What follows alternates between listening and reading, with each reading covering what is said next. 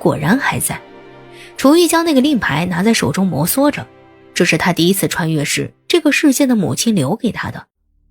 他来时身体只有6岁，那个女人拖着病弱的身体守护了他3年，离世的时候他还不过10岁。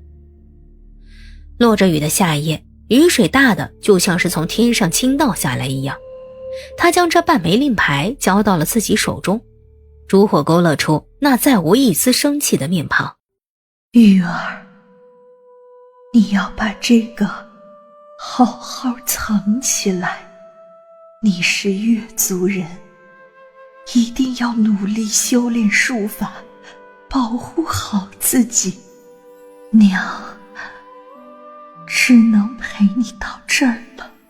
那个女人唯一没有想到的就是她的儿子自从6岁起就已经换人了，换成了一个20几岁的新子。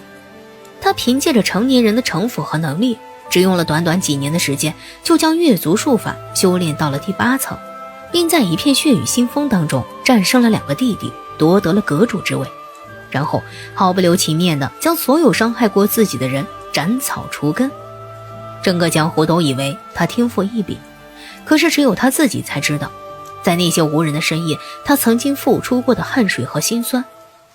楚玉默默地运用内力，将修习多年的术法重新修炼了一遍，即使相隔多年，却没有任何的阻滞之感。上一次他被强行召回现代，放任那个苟元生虐待吴墨多年，还将2人作死在了苍云山巅。现在他回来了，时光也跟着逆转，他势必要拼尽一切去力挽狂澜，陪着他的小暗卫去改写这份宿命的答案。这么冷的天，还站在门口吹风。属下还以为……话说到一半，却哽在了喉咙深处，再也吐不出一个字来。对不起，是我没能给你安全感。放心，以后绝不会再让你离开我半步了。吴墨将额头抵在楚玉的脖颈，闷闷地了一声，不愿让他看到自己的脆弱。门口凉，先回榻上，昭妍一会儿送药过来。我刚好也有些累了，再陪我躺躺。是。吴墨揽住楚玉的腰身，脑海当中只剩下一个想法，他要完整的拥有他，哪怕是用身体上的痛苦来确认，他的君兰是真的回来了，带着曾经的记忆完完整整的回来了。弄疼你了？吴墨摇了摇头。主上，药好了。进来吧。是。楚玉定睛看去，顿时就两眼一黑，那个托盘上居然放着2碗汤药，就算用脚后跟去想，也知道还有1碗是自己的。该不会是林清夜开始来给他治脑子了吧？主上，白瓷碗里的是您的，青瓷碗里的是莫首领的。林公子说一定要趁热喝才是。昭妍将趁热这2个字说得格外清晰，随后还对吴墨结了几眼，语气里满都是交给你了的暗示的味道。吴墨微微颔首，楚玉却眼看窗外，装作走神没有听到。主上，太烫，晾晾。不烫的，属下为您。怎么？一个畏字还没有说出口，楚玉就看到吴墨低头含了一口汤药，偏头凑了过来。那味道又酸又苦，激得楚玉一阵舌根发麻，偏生下巴还被吴墨微微的抬起，喉结微动，几乎是反射性的就将药汁咽了下去，一口接着一口，不容拒绝的将那碗药根抿了一个干净。要不是有那碗苦药镇着，楚玉早就被他点着了。那个药味，这个就不给味了？话落，便攥着吴墨的手指，将蜜饯抵在了他的唇瓣之上。不许用手，乖，喂我，本座无碍。吴墨重伤未愈，楚阁主伤势未明，系房事。哪就伤势未明了？喏，你给本座看看。内息不稳，心火上亢，还需服药3日。那3日之后还要记吗？你就不用记了，吴墨记。主上，属下无意。滚！主上，属下有要事禀报。许久，寝殿内再次传来了楚玉不悦的嗓音，每个字都裹着冰渣子。进来吧。是，武林盟传来消息，魔教重出江湖了。魔教？不是在几十年前已经被武林盟剿灭了吗？竟然又死灰复燃了。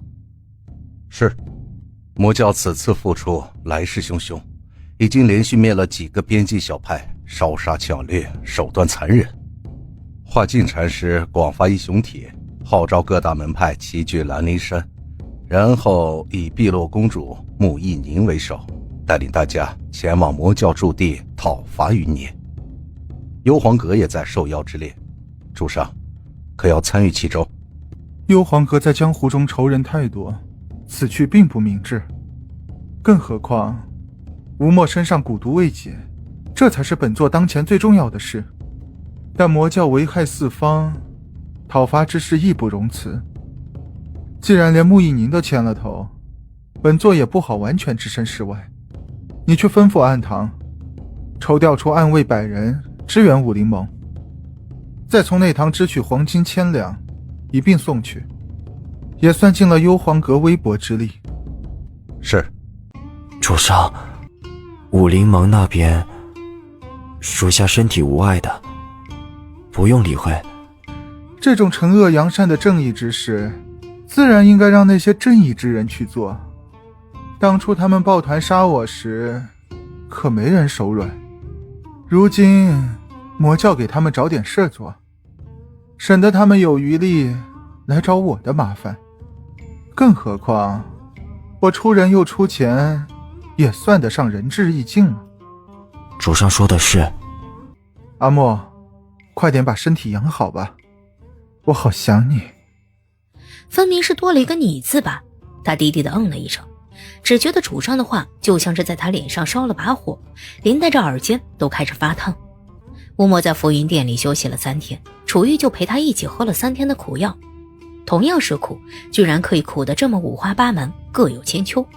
喝到最后，见到药碗他都开始嘴里冒苦水，严重的怀疑林清燕是不是在故意的报复自己。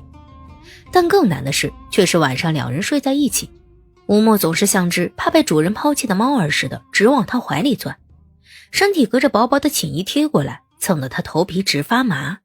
挨到了第4天，吴墨的精神却不太好，大半日都是浑浑噩噩的睡着。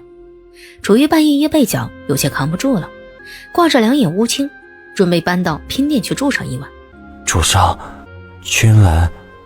再这么叫，可别想睡了。那就不睡了。吴墨想要主上。你要是敢承担后果，就继续。吴墨的胳膊僵了僵，随后就像是没听懂似的俯下了身。南疆蛊王有消息了吗？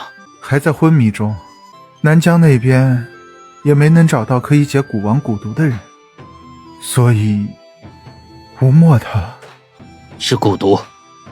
上次发作时间有些久，对身体的损伤太大了，以至于消耗太过就会发热。我暂时可以施针控制，但是解蛊之事刻不容缓。还能控制多久？2个月。如果我还能撑到那一天的话。最近2天，他的触觉和味觉已经开始渐渐的退却了。他不知道自己还能帮这2人从阎王手里争取多少时日，但是也会尽他所能，直到自己无能为力的那一天。是我的错。蛊毒已然浸润全身，你这一次只不过是个诱因罢了，没能及早发现，是我身为医者的失职。吴墨他太能忍了。早些发现也未尝不是好事，请施针吧，我马上加派人手到南疆，全力去找解蛊之人。林清燕点了点头，挨着榻边坐好，金针藏着内力，一枚又一枚的落在了吴墨的身上，直到过了许久才依次收起。我回去开方子。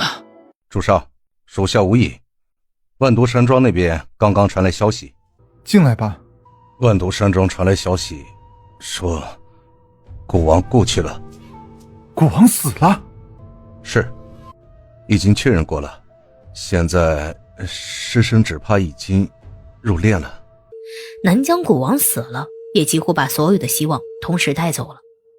从今天开始，除非是奇迹降临，他和吴墨就只能相互扶持着，数着仅剩的日子一起走过了。本座知道了，继续加派人手去南疆，寻找能够解蛊之人。是。还不到上线的时候，我从不信怪力乱神之说，但我相信，既然你们能够踏过险阻走到今天，就一定会天无绝人之路的。多谢，需要什么尽管开口。吴墨的蛊毒还要劳烦林公子了。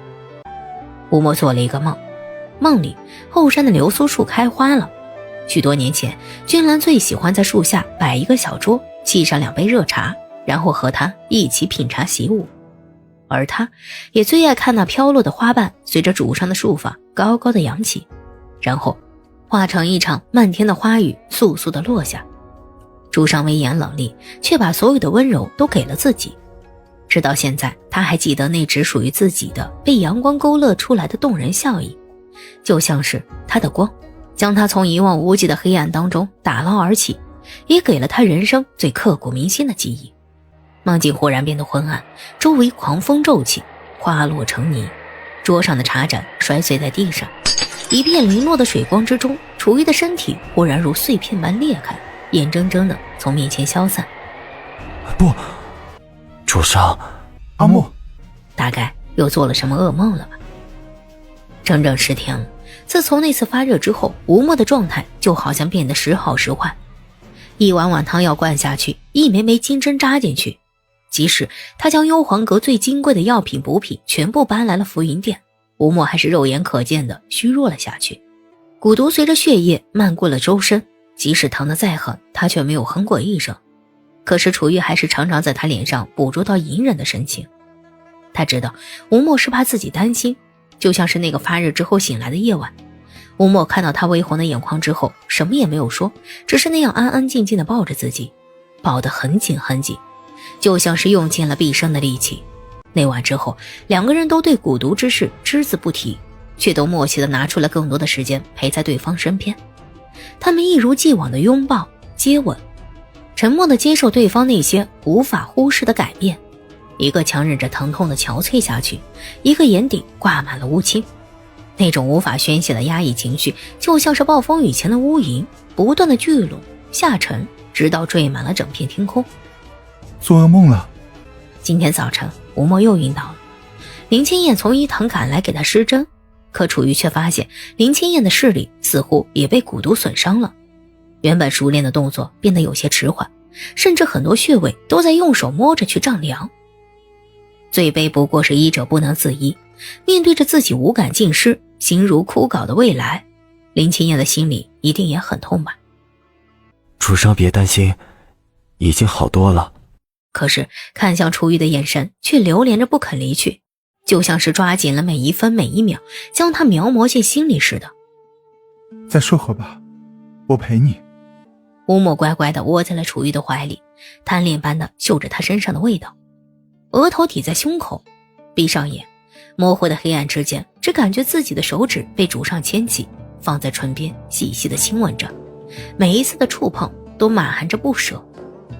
吴墨全身一颤，心里荡开阵阵的绵麻的痛。明明那唇瓣温柔无比，此刻却烫得他想要流泪。他能感觉到自己大概活不到开春了，他也见不到那场心心念念的流苏花雨了。他不怕死，却害怕留下君兰孤单一人去面对1年之后的那场劫难。如果自己不在了，谁又能替他保护君兰呢？难过和无助交织，吴墨只觉得喉咙突然哽住了，咬紧着内唇，也漫开了淡淡的血腥。君兰她明明可以不死的，她抛弃了整个世界，只为回到了自己的身边，而自己却要把她独自留在这个世间了。3天，吴墨的病情渐渐开始恶化，对抗蛊毒仿佛用尽了全部的力气，睡着的时间越来越长，醒着的时间越来越少。为什么？明明已经拼尽了全力，可为何会变成现在这个样子？知道自己穿书时，他想要活下去，想要回去，想要将家人救他，可是爱上吴墨之后，他却甘愿地为了吴墨抛弃一切，毫不犹豫地烧毁古籍，重新回到这片绝境，连条后路都没想要过留下。如今若是连最爱的人都救不回来，他所做的一切又有什么意义？眼前的男人带着满脸的憔悴，再次的沉沉睡去，手指还小心翼翼地攥着自己的衣摆。楚玉抬起头，这才浑浑噩噩地发现春天已经到了。楚玉攥紧了手指，视线忽然就落到了南疆那片连绵的群山间，万物都在生发。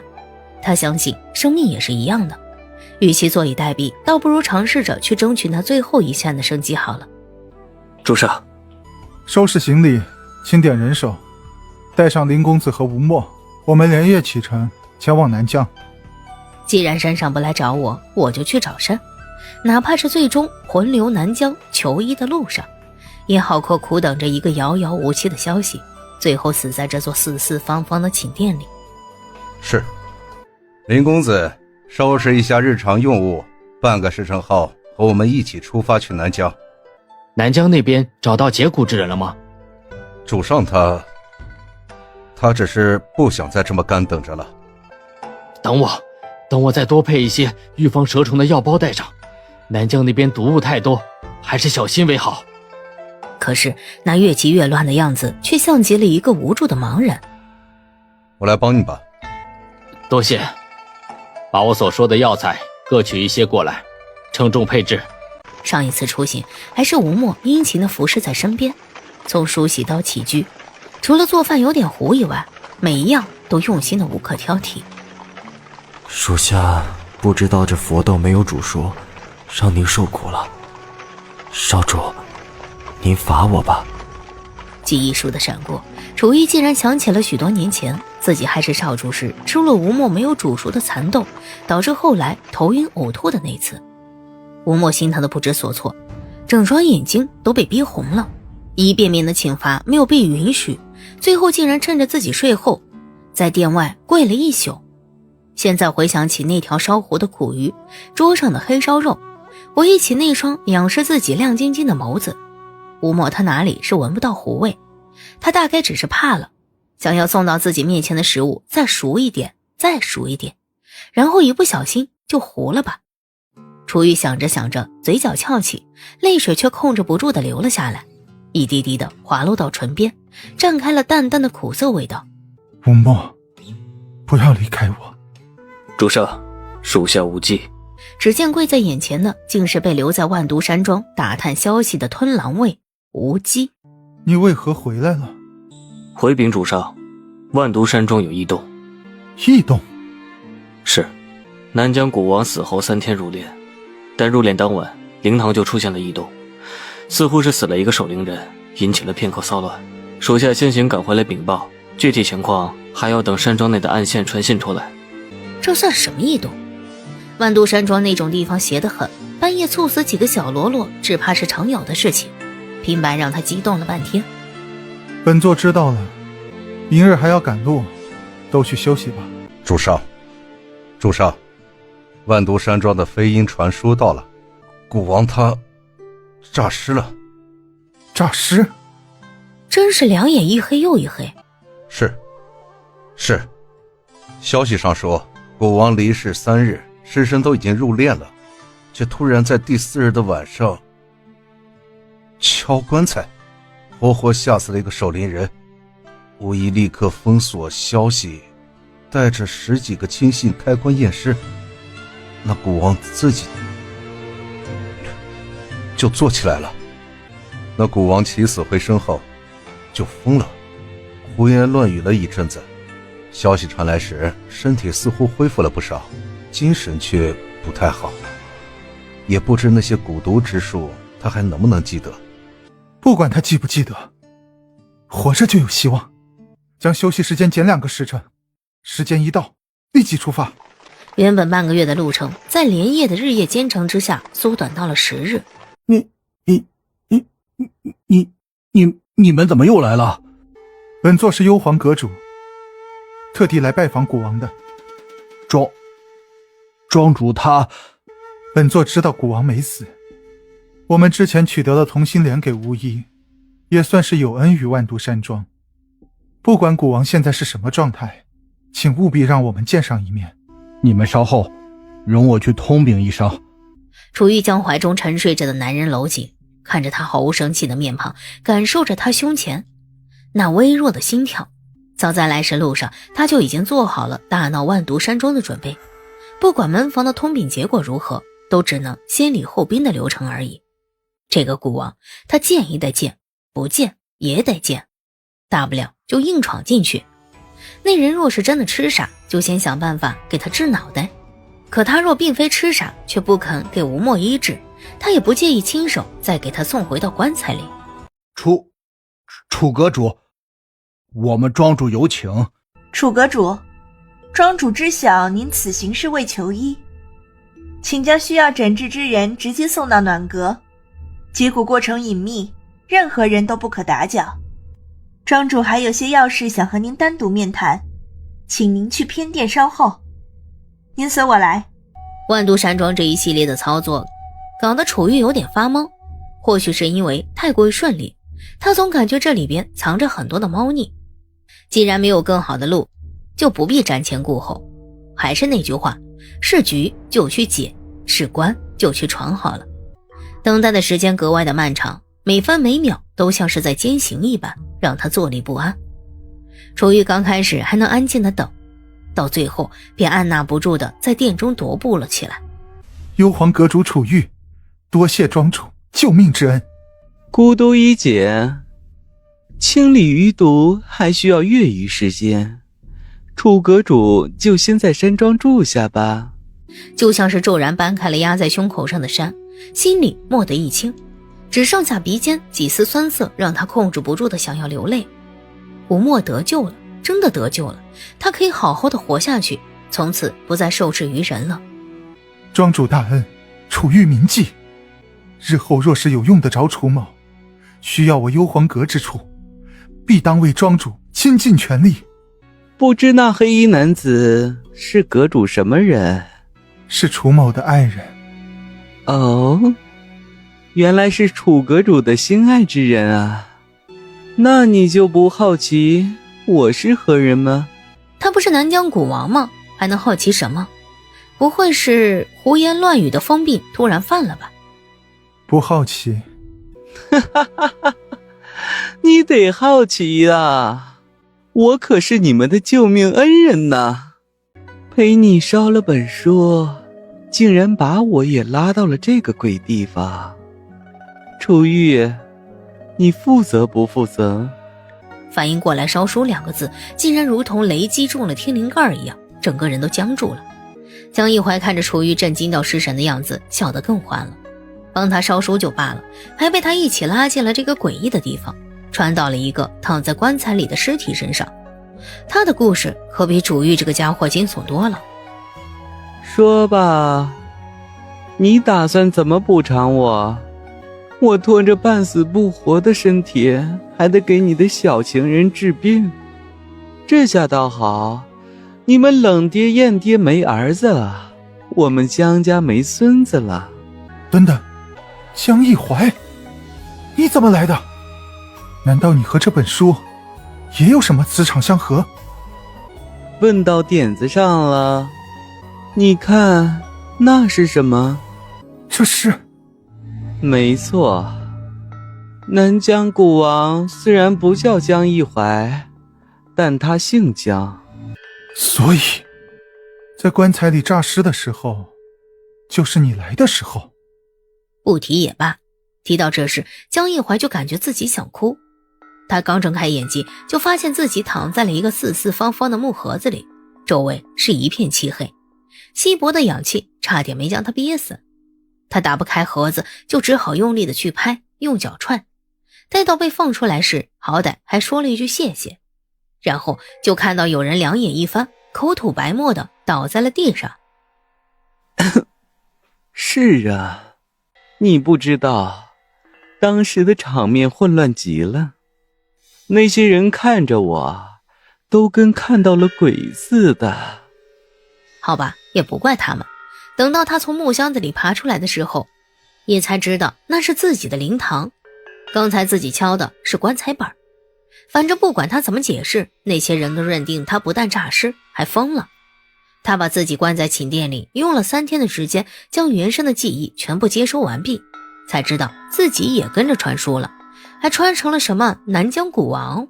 等到他养好身体，想要去找楚玉时，就听到侍卫跑进来通报说，幽篁阁主楚玉带人前来求医。嘿，这不就是踏破铁鞋无觅处，得来全不费功夫吗？不过也多亏了你，或许真的就如林清燕所说的，是天无绝人之路吧。多亏你来了，才能救回吴墨。谢谢你，一环。唉，举手之劳。不过你抛家舍业的回到这里，还把自己搞成现在这个惨样子，为了一个小情人，值得吗？我做事从没有值不值得，只有情不情愿。吴墨为我可以倾尽一切，我也一样。肉麻。倒是你被我连累到这里，以后怎么办？那能怎么办？反正也回不去了，既来之则安之呗。俗话说得好，走一步算一步，实在不行死半路。在江一怀的安排之下，楚玉直接就住进了万毒山庄。九幽卫里除了吴墨，只剩下了最熟悉山庄地形的吴忌来照顾林清燕，其他的人全部回到父亲的分阁听候吩咐。渴了吧？主上，可不可以再说一次爱我？我想把他带进轮回里。你不会死了，阿莫，蛊毒已经解了，我们再也不分开了，再也不会了。蛊毒已经解了，我们再也不分开了。主上的嗓音温柔，却仿佛撕破迷雾的阳光，一点点照进心里。吴墨闭了闭眼睛，终于反应了过来，自己并不是要死了，而是主上找到了解蛊之人，自己真的可以活下去了。还记得昏迷之前，主上抱紧着自己，周围是晃动的车壁和帷帐，男人一遍遍地鼓励自己坚持下去，可是身上太痛了，每一块肌肉都像是被打碎了，勉强地拼凑在一起似的，他就快要坚持不住了。没想到再一回神，疼痛不见了，他最爱的男人却仍然在眼前。主上，视线落在了男人修长白皙的脖颈之间，这里他曾经用尽最后的力气烙下了一个吻痕，只因为听说在死前给心爱之人留下印记，可以指引着二人再次相遇。他不知道自己昏迷了多久，吻痕已经没有了。楚玉见他懵懵懂懂地盯着自己的脖子发呆，也想起了最后的那个吻。喜欢就再印一个，只要你愿意，可以无限期的续下去。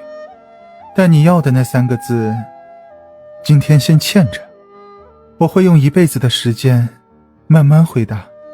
好。他是暗卫，暗卫是不会哭的，可是那温热的液体却在一滴又一滴的沿着两颊流淌，浸湿了男人的衣衫。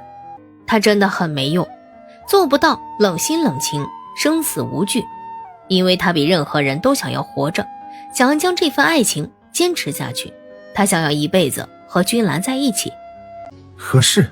连公子感谢主上救命之恩，想求一些药材配药，其他如有需要之处也可以帮忙。还有吴影传来消息，武联盟和魔教在西南边境交锋大胜，此刻正向着位于幽冥密林的魔教总坛追击，意在彻底摧毁魔教老巢，清理余孽。可是穆一宁带队，那化境老和尚呢？确实是以碧落公主为首，化境禅师多年前自封经脉无法参战，依然留在兰陵山坐镇武林盟。知道了，穆一宁这小子果然有点本事。庄主到。庄主大驾，不知有何要事？那个……江一怀的眉头一皱，刚才光顾着看帅哥，没想到这短短几步的路，就把他要说的话都给忘光了。那个楚楚阁主远道而来，我还没有尽一尽地主之谊。不如这样吧，3日后我在正殿设宴，咱们一起喝喝茶，品品我南疆佳肴。还请楚阁主万万不要推辞呀！你这个重色轻友的家伙，3天了都不来看看我，我可是个病人。一定。庄主慢走。这是走也得走，不走也得走啊！江一怀气呼呼地转过身去，大步地向着外面走去，嘴里似乎还在嘟囔着什么。楚玉的唇角翘起，虽然听不清，但估计骂的是挺脏的。林公子需要的东西，只许多不许少的送过去。阁中事宜，还有魔教那边的战况，让无影继续保持送到山庄来。没别的事情，就退下吧。是。累了吧？再休息一会儿。这些日子为了救我，主上受苦了。来到这个世界之前，我喜欢做一个冷漠自私的旁观者，但对你却是倾尽所有。我们之间看似是你跪在我脚下，但是阿莫，你驯服了我。驯服，这绝不是一个主子对下属的用词，但他却在其中感受到了那份沉甸甸的爱意。明明是高高在上的王者，却甘愿为自己俯身。从他口中吐出的每一个字，都像是夜寒当中的烈火，不断温暖着他的心。他感觉自己越来越不争气了。在暗堂时，就算被打得遍体鳞伤，他也从来没喊过一声疼，掉过一滴眼泪。可是现在，主上几句温软的话，就让他的眼泪不听使唤了。别咬这里，先说说看，你打算怎么给我奖励？奖励，属下日后定会为剑为盾，为鹰为犬，一辈子为主上效忠。除了做剑做盾，做鹰做犬，就不想做点别的？做什么？楚玉终于被他气笑了，手指却暧昧地沿着他的脖颈一路向下，带起了男人阵阵细小的微颤。做爱做的事，做想做的人，撒娇求宠提要求，无论是什么，只要你开口，我都纵着你。今天你敢大大方方跟我说我要做你的妻，我就痛痛快快地告诉你，我愿意。主上。吴墨艰难地张了张嘴，可话未说出口，就被楚玉不容拒绝地堵住了双唇，所有的语言都化成了一声声旖旎的轻唤。来来来，喝茶吃菜。来到这个世界之前，他也从小说里看过不少暗卫这种角色，他们生于黑暗，死于黑暗，就像是没有灵魂的工具，无心无情，无血无泪。可是从见到这个男人的第一眼起，他就莫名的把这些刻板印象全部都抛开了，满脑子都是他那双张扬不羁的眼睛，注视着自己的时候，就像是碎冰千尺的利剑，刺得他心间打颤，呼之欲出的爆发力，禁欲又惑人。像他这样的人一定很抬感。多谢庄主。楚玉在旁边冷眼地看着，立刻就察觉到了自己这个发小动了什么心思，就他那盯着无忌的眼神，恨不得都能喷出火来。庄主这宴明着是给我接风洗尘，可现在看来，醉翁之意不在酒啊。实不相瞒，本庄主最近想出去走走，可山庄里的侍卫功夫不好，我又得了大病初愈，完全没有什么自保能力。不如把你的暗卫借我用几天。在现代时，江一怀被江爷爷管得严，典型的有贼心没贼胆，如今来到了这边，反倒是放飞自我了。不借。楚阁主当初可是向我立过誓的，只要本庄主的要求，绝不推辞。如今这人还在山庄里，就要过河拆桥了。罢了，明天随着古王走一趟吧，务必要小心保护，不得有误。是。3天。一定。2天。周瑜斜了他一眼，没再说话，显然是默许了。喜欢。你有经验，快告诉我这边的暗卫怎么追。我什么时候追过别人？不过就是吃饭、购物、看。没有电影就看看戏啥的。这个还用你教？先说说你是怎么把小暗卫吃到嘴边的，弄得爽不爽？我挺想知道这种冷冰冰的性子叫起来会是什么声儿呢？楚玉冷冷地挖了一眼这个满嘴跑火车的家伙，不想理他。店门外一道暗影从远处潜了回来，无声地落在门口，却刚好把江一怀说出的那些话听了一个满耳。无忌身形一滞，原本伸向前方的手指也跟着蜷了回来，视线静静地落在了檀木雕刻的店门之上，深如幽潭的眸子里悄然地覆起了一层冰霜。直过了许久，见二人都不再说话，他才低声叩拜在地上，禀告道：主上，属下无忌。进来吧，让无痕去跟着林清燕，明日一早你就直接过来听候庄主安排。属下遵命。无忌是暗卫，不适合坐车。给我回来！你能有马跑得快？100里之内，没有马能够跑得过我。你看这包子不错，要不要尝尝？任务期间不可随意饮食。哎，这个玉佩成色很好，很适合你。暗卫不可佩戴饰物。这个木簪呢？你看雕得多精致。暗卫束发只用发带。你喜欢听戏还是听曲？都不喜欢。那我们去茶楼喝点水吧。无忌不可。不行，让我歇会儿。他这辈子第一次被一个男人公主抱。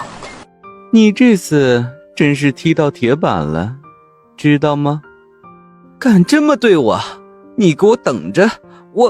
我车子一晃，江夜怀的身形不稳，竟直接扑到了无忌的身上，还将人按在了地面间。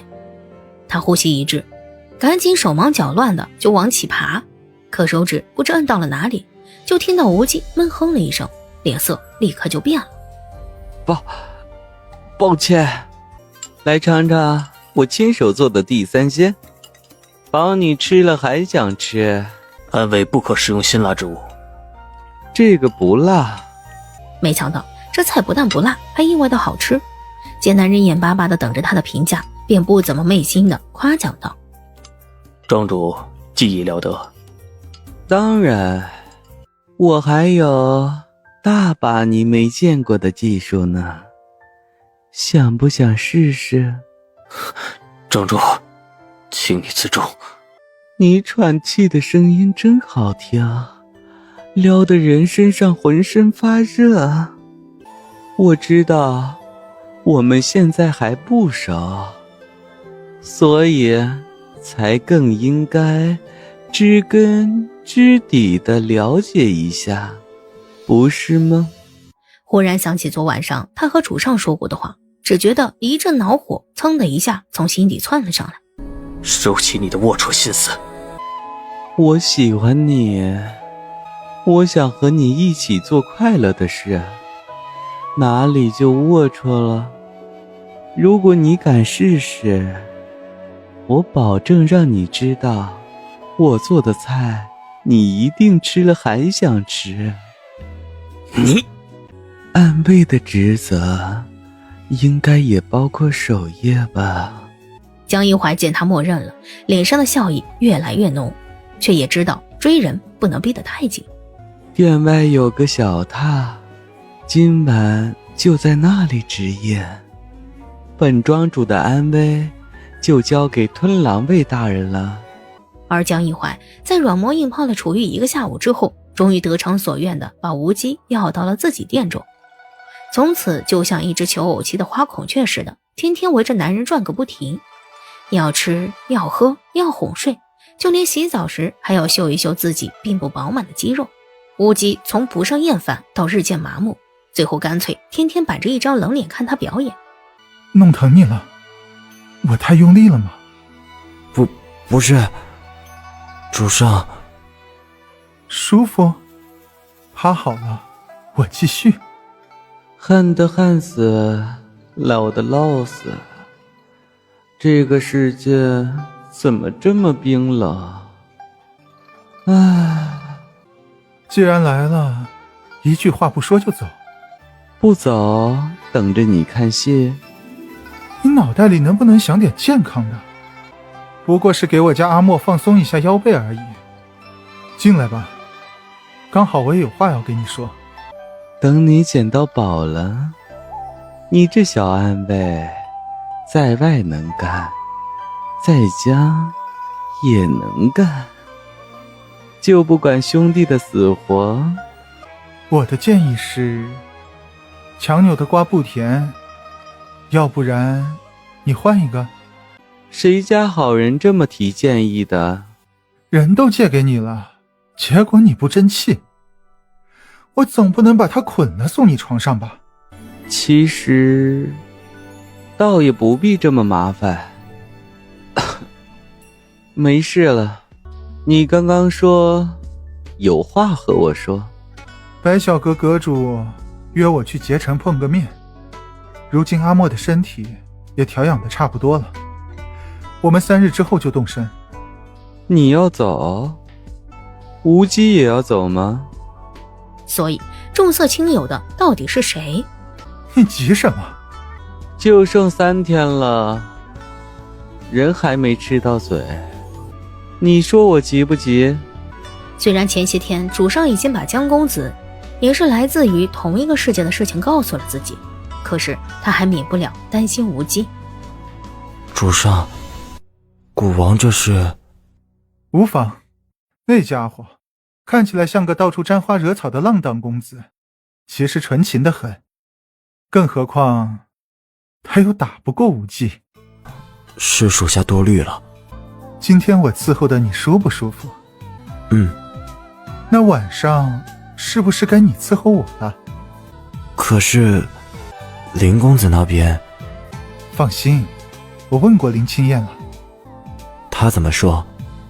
林清燕说，我要是再敢弄伤了你，以后就不用起来了。江一怀离开楚玉的寝殿之后，直接就去了古房，从里面翻箱倒柜翻出了一味秦药来。这药名唤作相思饮，出自上任巫医之手，无色无味，不伤身，药性却很烈。再兑上一点软筋散，刚好拿来给小安慰用一用。来了！江一怀靠坐在榻边，假装翻看着画本子，余光却控制不住的直往无忌身上瞟。无忌拿起了茶杯，总感觉今天的庄主安静的有些异样，只是习惯性的提起茶壶，连干了3杯凉茶。无忌，庄主有何吩咐？我渴了。他握了握拳，只感觉全身的力气竟然都在迅速的流失，显然是被人下了药。想起自己喝茶时男人鬼鬼祟祟的样子，除了那个家伙还能有谁？你给我用了什么？啊，别怕，就是些软筋散、催情药什么的，不伤身的。一会儿我就让你舒服，真乖。江一怀的心头一热，缓缓俯身吻上了无忌的双唇，极力压制着心中的焦躁，耐心的在上边辗转研磨，试图勾起男人的欲火。张嘴，你怎么没事？哼，安慰自幼受过耐药训练，你这点东西又算什么？既然你敢用出这般下作的手段，那就自己做出的事儿自己负责，也让我听听像你这样阴毒的人叫起来是什么事儿。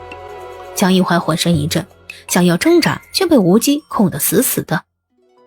哎，等下，不对啊！人是轻着，睡也睡到了，可是这个过程不对呀。好不容易下的药，本想吃口好的，结果反被人家吃干抹净了，然后就跟厨余垃圾似的丢在了这里。啊！难受，想死。哎，算了，舍不得。这是啊，那个楚阁主之前不是说要让医仙传人给我好好调理一下身子吗？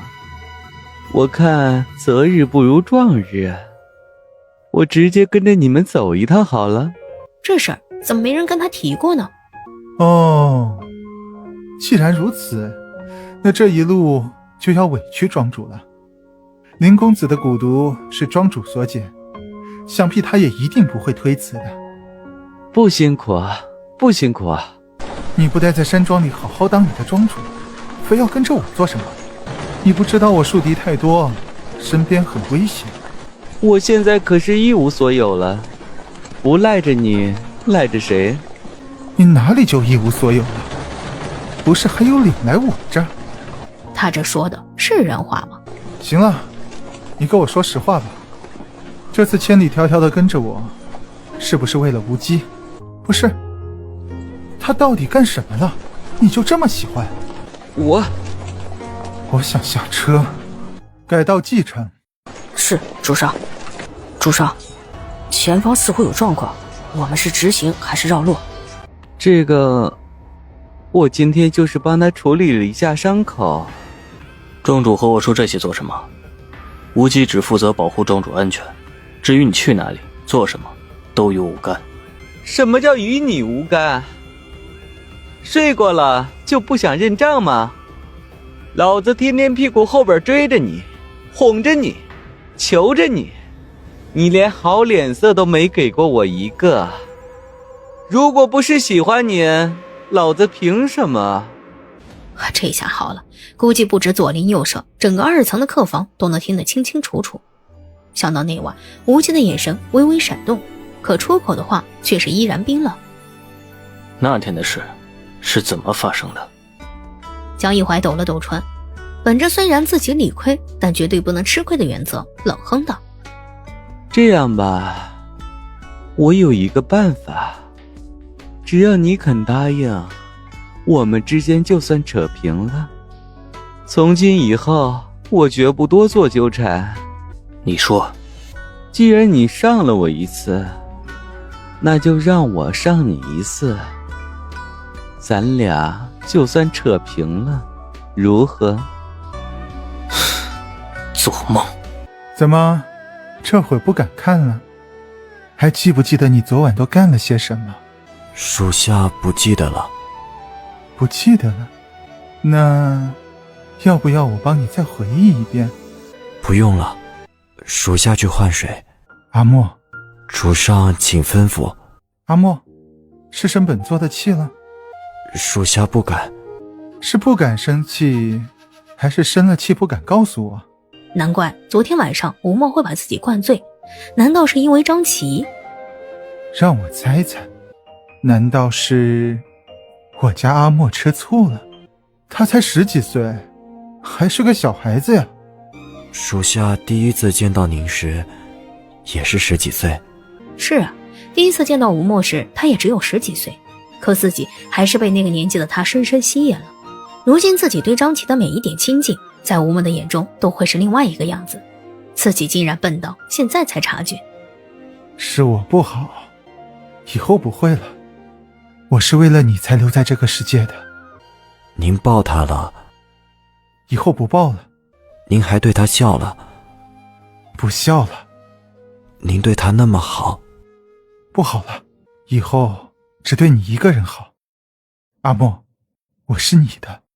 直到过了许久，他才低低地嗯了一声。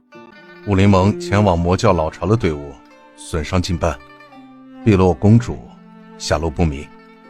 穆义您下落不明？之前攻打魔教时，武林盟不是还占尽优势吗？怎么突然变成这样？是，请容属下详禀。武林盟乘胜追击到幽冥密林，发现魔教总坛内异常安静。碧落公主怀疑有诈，吩咐众人原地待命，等待探查结果。可是苍梧山庄少主和点雀楼主却认为是他害怕被别人抢了头功，又担心魔教余孽趁机逃脱，便执意要追杀进去。各个门派本就心不齐，如此一来就分成了2派。所以有一半的人进去就没回来。那个苍梧少主腿被打折了，脑子也坏了，坐着轮椅都拦不住他去抢头功。幸亏本座吩咐，暗卫只听命于穆一宁，险些被那傻子害死。是，主上英明。那苍梧少主带着近半的人手进了魔教总坛，触发了机关，几乎所有踏足之人都死在了暗器之下。苍梧少主和点雀楼主毙命，只有少数人侥幸逃脱。当时的场面极度混乱，碧落公主试图带人营救那些困在外围的弟子，不幸也被卷入了机关，不知所踪。剩余的人在附近寻找多日，无果，最后只能返回各派。穆一宁不知所踪，难道他这辈子还是逃不过必死的命运吗？如果现在前去救他，会不会还有一线生机？无念可在？就在客栈，主上可要见他？不必，他擅长机关阵法，需要把他带上。阁中还有没有熟悉幽冥密林的人手？找来做向导。我们先去寻穆一宁，务必活要见人，死要见尸。阁中应当没有熟悉幽冥之地的人，但是听闻多年前南疆古王曾经进入过幽冥密林，想必可以带路。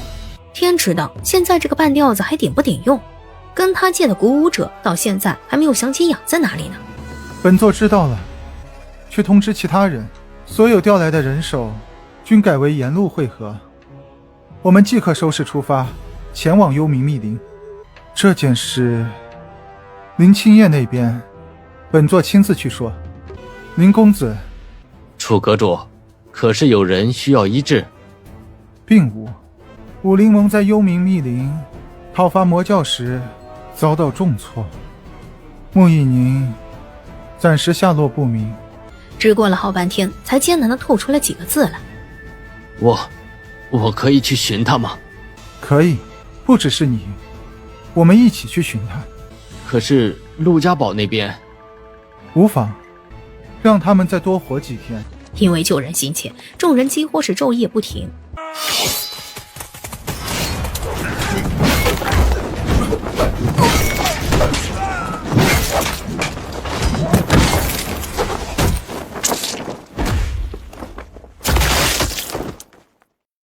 给你个保命的机会，只要你放了樊英，再把另一半月族精力交出来，我就饶你们不死，如何？月族精力？祝玉微微的蹙眉，原来存放在密室里的那块叫做月族精力，所以白战雨不惜尸山血海的也要拿到这个东西，究竟是有何用处？那东西确实在我这儿，但就算给了你，就凭你也用不了。只要是拿到2块精灵的月族之人都能打开。你以为这天下只有你一个了？你错了，本座并不是说你打不开那一技，而是你不可能找得到。不可能？我水月教守那一技多年。好了，我没什么要问的了。米前辈，你可以动手了。米教主，这是何意？你居然帮着楚玉？难道忘了沈一峰是怎么死的吗？白教主是在说我吗？师父。哼，臭小子，等你师娘收拾了这个半男不女的，师父可要仔细考考你的功夫。半男不女的？楚玉、米若琼，或许还有吴昕，直到此刻才意识到自己被骗了。白教主做过的事，我米若琼怎么会忘了呢？幽篁阁主通知我来接沈一峰，还顺便送来了幽篁阁所有秘毒的解药。待我找到他时，他正一个人躺在冷冰冰的山谷里，被人灌了毒，点了穴，不能说也不能动，只能一个人眼巴巴地等死。话说回来，还要谢谢白教主特意留下的那个药瓶呢，倒给我省去了不少麻烦。死过一次才知道这个女人有多紧张自己。这么多年来，他们一个倔强，一个赌气，到最后几乎成了仇人。没想到被楚玉这个家伙卖了以后，他这干巴多年的桃花树居然开花了。白振宇微眯着双眼环视着四周，樊英被擒，陆军被杀，吴昕那个贱人下落不明，陆家堡的人死的死，逃的逃，此刻已所剩无几。就连自己最得意的古诗也被那些南疆力士和暗卫们屠戮殆尽。如今灵蛇教又突然倒戈，自己被对手和毒蛇团团的围住，单靠他的力量恐怕是很难逃出升天了。现在他能做的只有拖。楚阁主，你放了我和樊英，我可以告诉你越族精灵的秘密。哦，你说？我们是对手，你先把樊英放了，我才能信你。越族精灵有2块，一块为暗宗所有，一块归于明宗。原本这么做是为了守护越族秘钥，最后却成为了千百年来2宗大战的诱因。每个人都想统一越族，也都想得到那秘钥，可惜直到现在也没人能够得手。所以你杀我是为了得到令牌，然后去越族遗迹拿秘钥？是，也不是。我早就说过了，你我是2宗传人，本就水火不容。水月教人少势微，难以对抗幽篁阁。我要夺得碧落宫，也是为了得到与你公平一战之力。杀你，就是我此生的使命。越族精令交给我，你2人自毁丹田，就可以离去。金令确实在我这儿，但我还可以选择带着他一同到地狱去。如果这块金令毁了，你就永远都不可能打开越族遗迹了。你不会的。为何？虽然这样做有点卑鄙，不过对于你这种人，也不需要计较那么多了。心爱之人还在我手中，你又怎么舍得去死呢？我可以一条经脉一条经脉的慢慢折磨他。如果你能为了那块经令，眼睁睁地看他死在自己面前，那我就当成全你们这对地下鸳鸯好了。心爱之人，你居然用他来要挟我，本教主还以为你有多高明的手段呢。一个贱婢而已，任你处置。手太阴茎，手却阴茎。樊英知道白振宇不想听到自己出声，痛苦的声音被压抑在胸腔之内，嘴角却渗出了一抹殷红，低垂着的面庞惨白如纸，就连目光都开始涣散。手少阴茎，手阳明经。够了，令牌可以给你，我也可以自废丹田。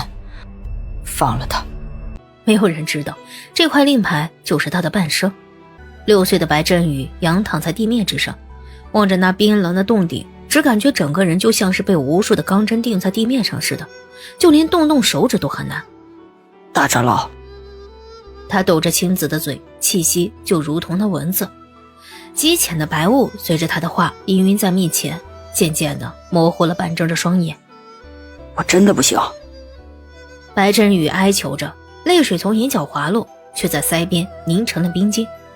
那张稚嫩的脸上看不出一点的血丝，2颊凹陷，颧骨凸起，3天3夜滴水未进，被独自丢在了这个极寒之地修行浴火术。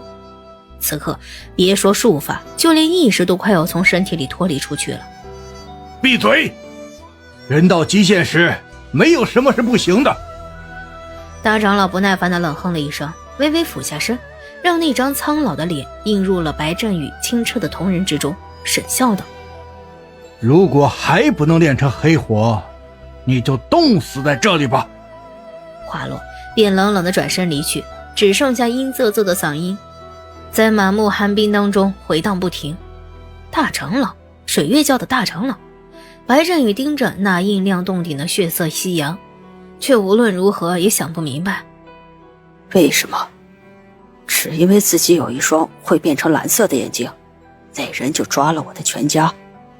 然后将我囚禁在暗无天日的宫殿里，逼着我修习那些晦涩难懂的术法。整整2年了，身上的伤口从来没有一天能完全的愈合过，即使他拖着瘦弱的身体，每天都是拼尽了全力，可是每一个细小的差错依旧会换来难以承受的毒打，就连家人也被下了毒，成为了要挟他的筹码。开始的日子他也会哭，可是渐渐的就只会笑了。他笑着生出羽翼，笑着杀了双亲，斩断了所有牵制自己的障碍，笑着接过了那半枚月族金链，服下毒药，成为了碧落宫最后一个公子，笑着等待自己夺得公主，又或者是战胜明宗，获得月族秘药，让自己拥有能够战胜大长老的力量。他要报仇，为自己被折磨得生不如死的父母报仇，为自己如同傀儡的半生报仇。可是范英却成为了他此生唯一的变数。楚玉说的对，他做不到看着范英死在自己面前。他虽然个性暴戾，毫无人性可言的疯子，可是在面对那个撕心裂肺的痛苦之时，他仍然无法无动于衷。教主，不要！属下宁愿死，也不愿成为负累。蠢货，你以为你死了，我就能毫发无伤的离开？戒备！千钧一发之际，他苦苦等待的那个人终于来了。还等什么？主上小心，是魔教教主。这又让他逃了。恕我直言，刚才遁走的那个人应当是魔教教主灵雀，而穆公主所中之毒极有可能是传说中的银鬼针。传言中此毒无解，除非那银鬼针见血封喉，毒性极强，是灵雀最后的保命符。因为如果误伤到自己，他也只能躺平等死，所以不到生死关头绝不敢随意动用，除非能拿到江湖至宝百幻丹啊！可是那东西在20年前就已不知所踪，现在要找恐怕难上加难了。百幻丹已经被人吃掉了，但我想试试把它重新复制出来。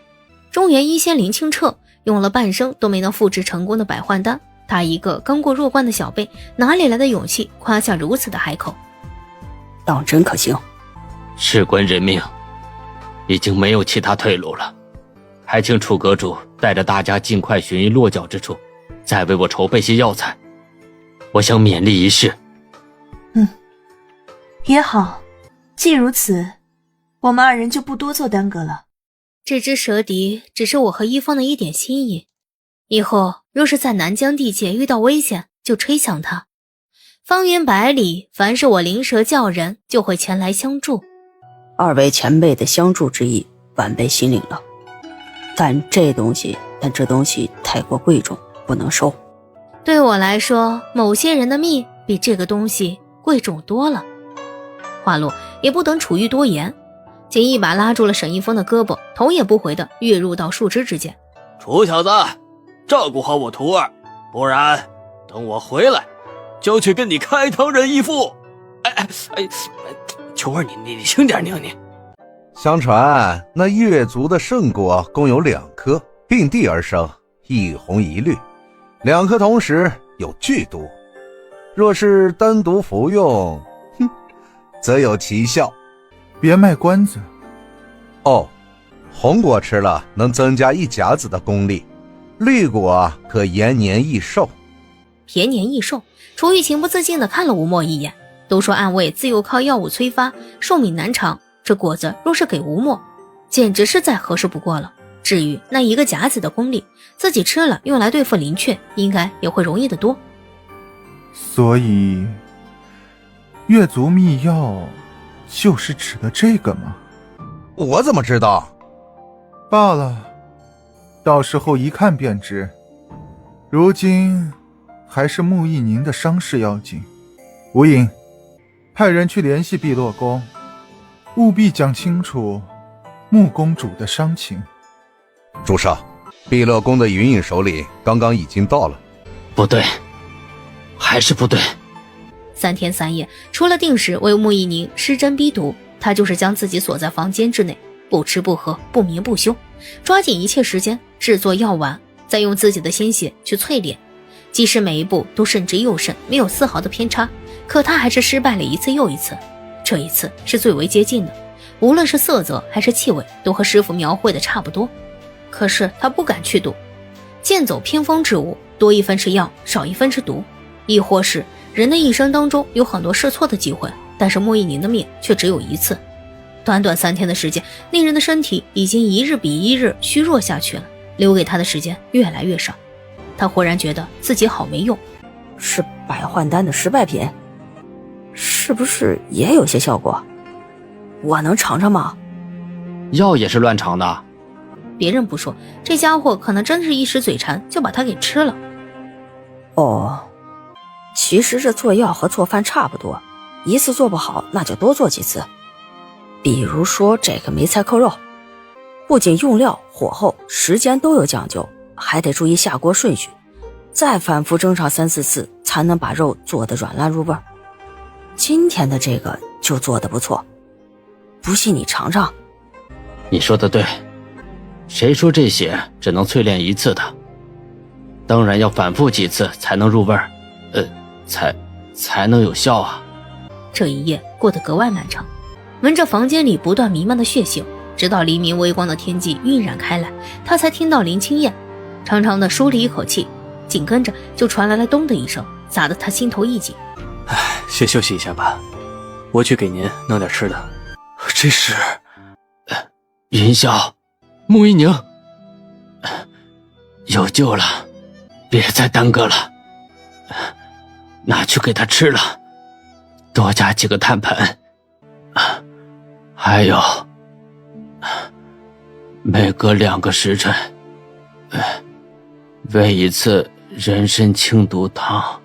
云霄攥紧了百幻丹，竟然跪直了身体，对着林清燕深深的叩拜下去。是新上任的齐皇尉？是，属下吴奇。这里原本由一个擅长医术的云隐负责，但是中途就被林公子赶去照顾碧落公主了，所以莫首领就安排了属下前来。起来吧，还是阿莫安排的周到。干活的不夸，只夸你家阿莫想的周到。你这新编的也太明显了吧？不明显还叫偏心？好，那个听林公子把什么引鬼针的毒给讲？所以无忌再借我用几天？这2件事有什么必然的关系？没事。理由？大事还没干成。准了。如果可以的话，他真的不想秒懂啊。好了，都先回去吧。你在这里好好照看着林公子，有什么需要的直接去找吴影安排。阿莫，有件事我想让你亲口对我说。是。那就先亲口吧。原来是这样的亲一口吗？主，那温软的薄唇就像羽毛，在他的薄唇上拂过，吴莫的心头一热。主上，抱抱我。这一刻他终于明白了吴莫的情绪从何而来，他在害怕又或是不安。从穆一宁的命悬一线到林清燕的舍命相救，吴莫在这2人身上看到了自己的影子。他会后怕重谷之时生死离别，也会害怕横亘在未来的那场浩劫。现在的吴莫已经不再是无心无情的杀人机器了，他会哭会笑，会因为爱而坚强，也会因为爱而畏惧。好，不过等会求我放开的时候可就没那么容易了。主上，您终于醒了。我睡了多久？5天。林公子吩咐，等您醒了就先把这个汤喝了，然后立刻去换它。属下去就回。手。穆一宁这才意识到自己走神了，连忙将手臂乖乖地递了过去。毒已经解了，但是清理淤毒、修复损耗还需要越狱时间。这段时间切记不能太过劳累，不要动用内力。若是落下沉疴旧疾，再想根治可就难了。先去熬一碗养元副本粥给他喝，人参解毒汤改为每日2次。之后每天的膳食都由我来安排。好。之前配药时用的9叶灵芝还有吗？没有了，我派人找遍了附近几座城池，也只得那1株。不过据我所知，毒殿的药材库里似乎还有几株，要不要派人取来，或者是直接回宫？回宫？林清夜望向他的目光微凝。自从上次离开，他就没有想过自己还能有回去的一天。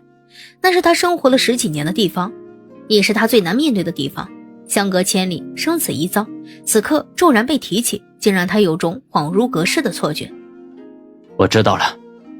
云霄出了门，房间里瞬间就恢复了一片寂静。我去给你调方子。抱歉。也不清楚是被撞狠了，还是身体太过于虚弱。林清夜只觉得脑袋有点发晕，他挣扎着想要撑起身体，却发现自己的手腕被穆一宁紧紧地攥住，低沉的嗓音也从耳边直刺心底。这是怎么弄的？什么？衣袖垂落下来，那一道道或新或旧的伤痕交错在臂腕之上，被白色的肤色一衬，看起来有些骇人。没事。我中了什么毒？又有什么药需要以人血为引？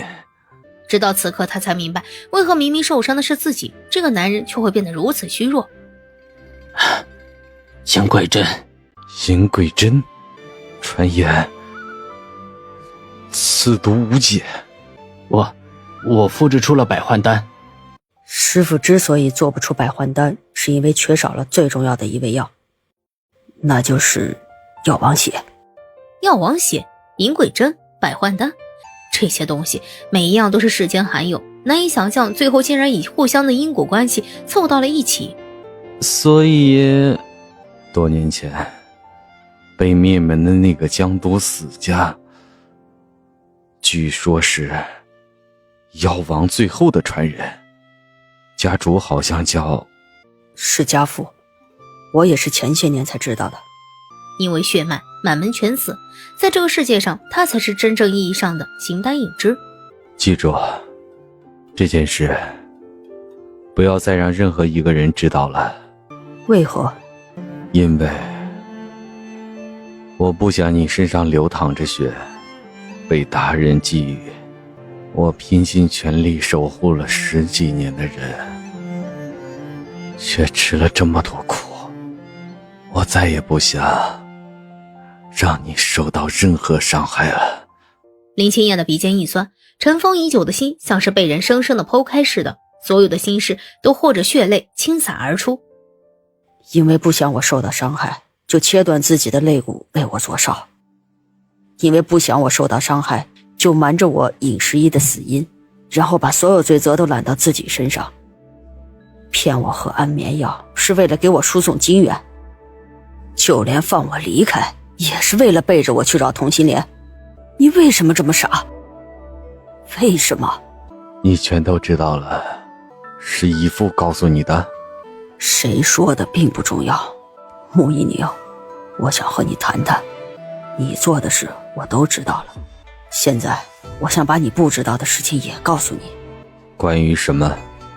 关于吹响鼓哨的那个夜晚，关于你误会我和白振宇上床的事，还有关于白振宇在自己身上下过的毒和这么多年对于你我的挑拨离间，这些事我全都告诉你。于是摇曳的烛光映着二人相对而坐的身影，从金乌西坠到天光大亮。这真的是9叶灵芝，没想到这么短的时间就送到了，真是结了主上的人眉之急。哪里，可惜只有1株，没能帮得上更多。这灵芝是用在解毒汤里的，需求不多，但不能没有。这1株足够用到主上回宫了。云霄，多谢江庄主相助之恩。好说，以后若是有什么需要，随时可以来找我。江一怀忍不住伸手搭在了云霄的胳膊之上，还捏了捏。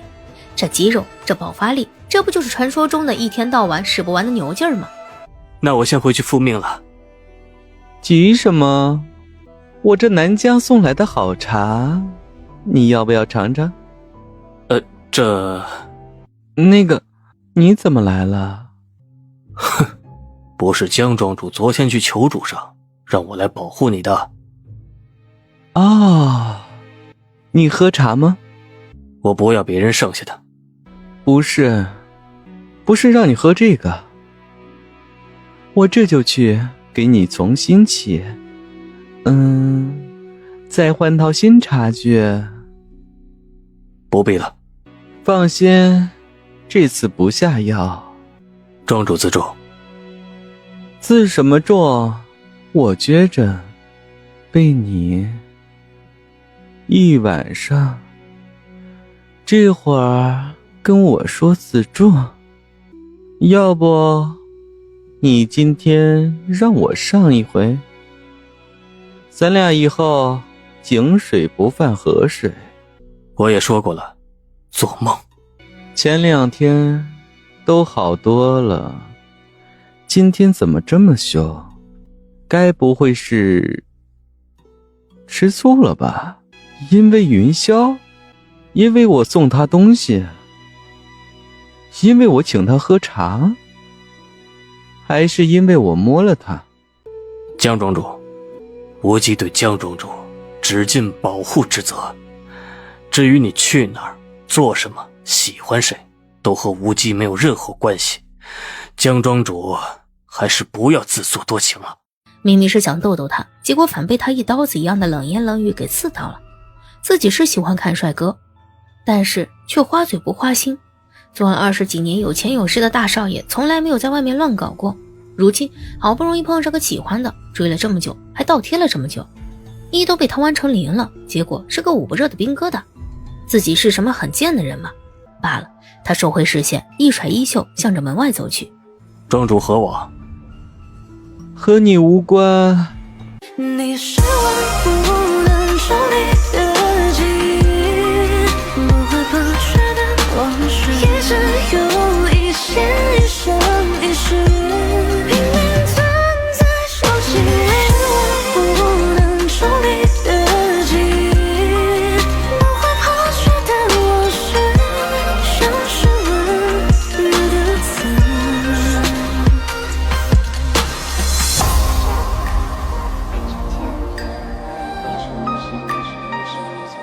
你疯了吧？我是疯了，但是你先招惹我的。这可是我的房间。那现在呢？江一回的大事又没干成。现在不是正……他说要干大事，结果自己变成那件大事了。你看，我就说他打不过无忌吧。阿莫，反正也睡不着，不如会被听到。你小点声。别，楚阁主，这次的事还多谢阁主相助。穆公主是为了救吴莫才会受伤，还要多亏了林公子舍命相救，此番才能转危为安。2位的救命之恩，楚某铭记于心。魔教和水月教狼狈为奸，你我都免不了一场大战。武林盟主之前损了不少人手，可是我铲除魔教义不容辞，总不能袖手旁观。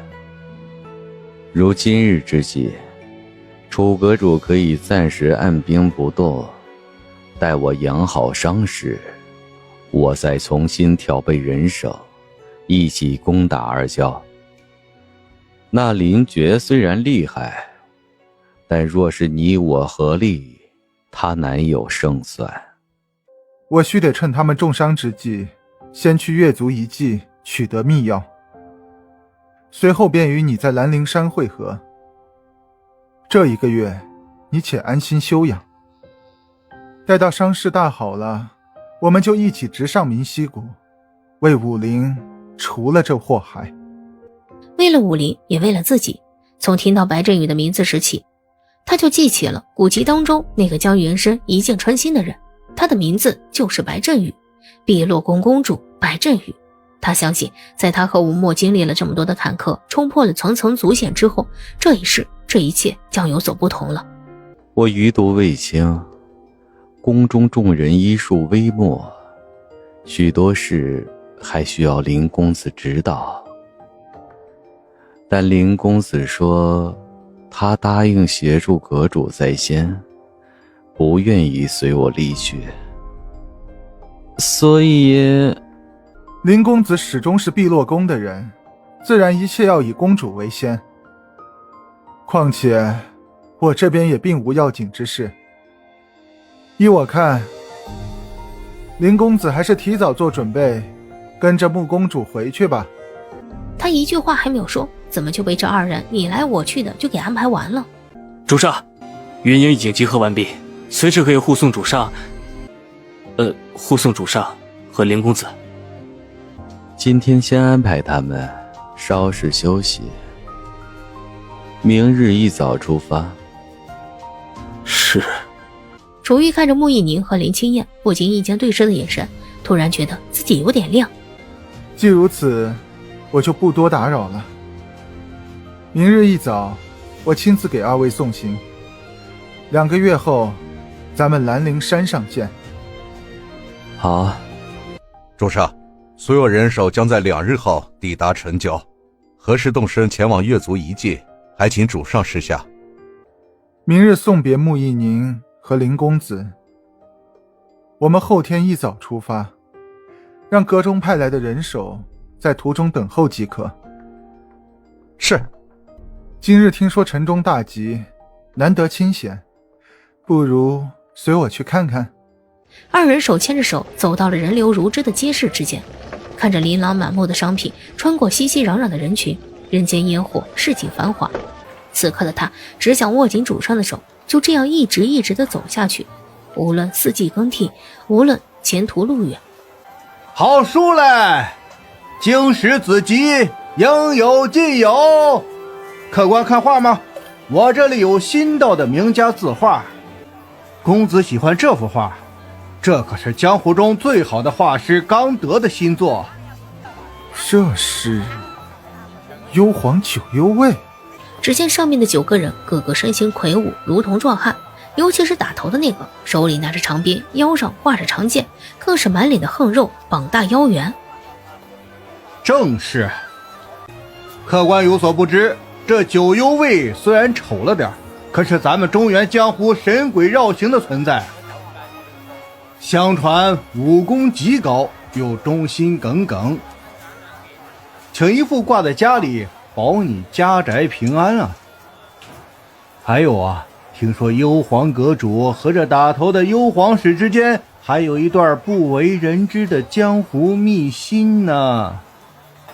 哦，你说说看。5两银子，随话附送。够不够？哎呦，够跟您说7段了。要不我把这九幽卫的秘辛挨个跟您说说。不用了，就说他的。好嘞。传言这幽篁阁主相貌极美，却好男色。楚玉想了想，这波传言没有毛病，而且最爱这种身强力壮的大汉。这幽篁卫啊，不只是暗卫，还是阁主的男宠，个个身材魁梧，哎呦，那种功夫啊，也同样了得。每到晚上，他们就被传进了店里，有时候是1个，有时候是几个。尤其是这个幽篁使最得阁主宠爱，几乎是夜夜笙歌呀。哎，客官，我这一段还没抢完呢。那个画送你了，回去挂墙上吧。主上为何不要那幅画了？你刚刚在旁边摊上看得那么认真，发现什么好东西了？没，祖上，让我看看藏了什么。楚玉的手指就像是一条微凉的巧蛇，不老实地钻进了他的衣襟里，随后竟又摸到了一个硬硬的东西。偷书？属下留了钱的。乖，让我看看，让我看看是什么好东西。主上，明亮的火光映在书封之上，把龙阳密室4个大字照得格外清晰。楚玉拿着书的手一顿，翻开里面一看，嚯，还是配图的那种。我们阿莫还挺好学的，你要是想学这个，还用得着自己看书吗？我可以手把手的教给你。属下昨天听见江庄主那边，是属下太笨了，什么都不会，只怕将来主上腻了厌了。不会的，不会厌，也不会腻。我不是喜欢这些，而是因为做这些的对象是你，才喜欢。傻吴莫，你怎么就不懂我的心呢？属下知错了吗？认不认罚？吴莫又点了点头。好，那就罚你今晚把上边的姿势全都演示一遍吧。你是天上月光皎洁，或是飘落的白雪燕，只是替你多黑人间一夜。你是天上月光皎洁，或坠落人间不是离别，明白整个世界只想你了解。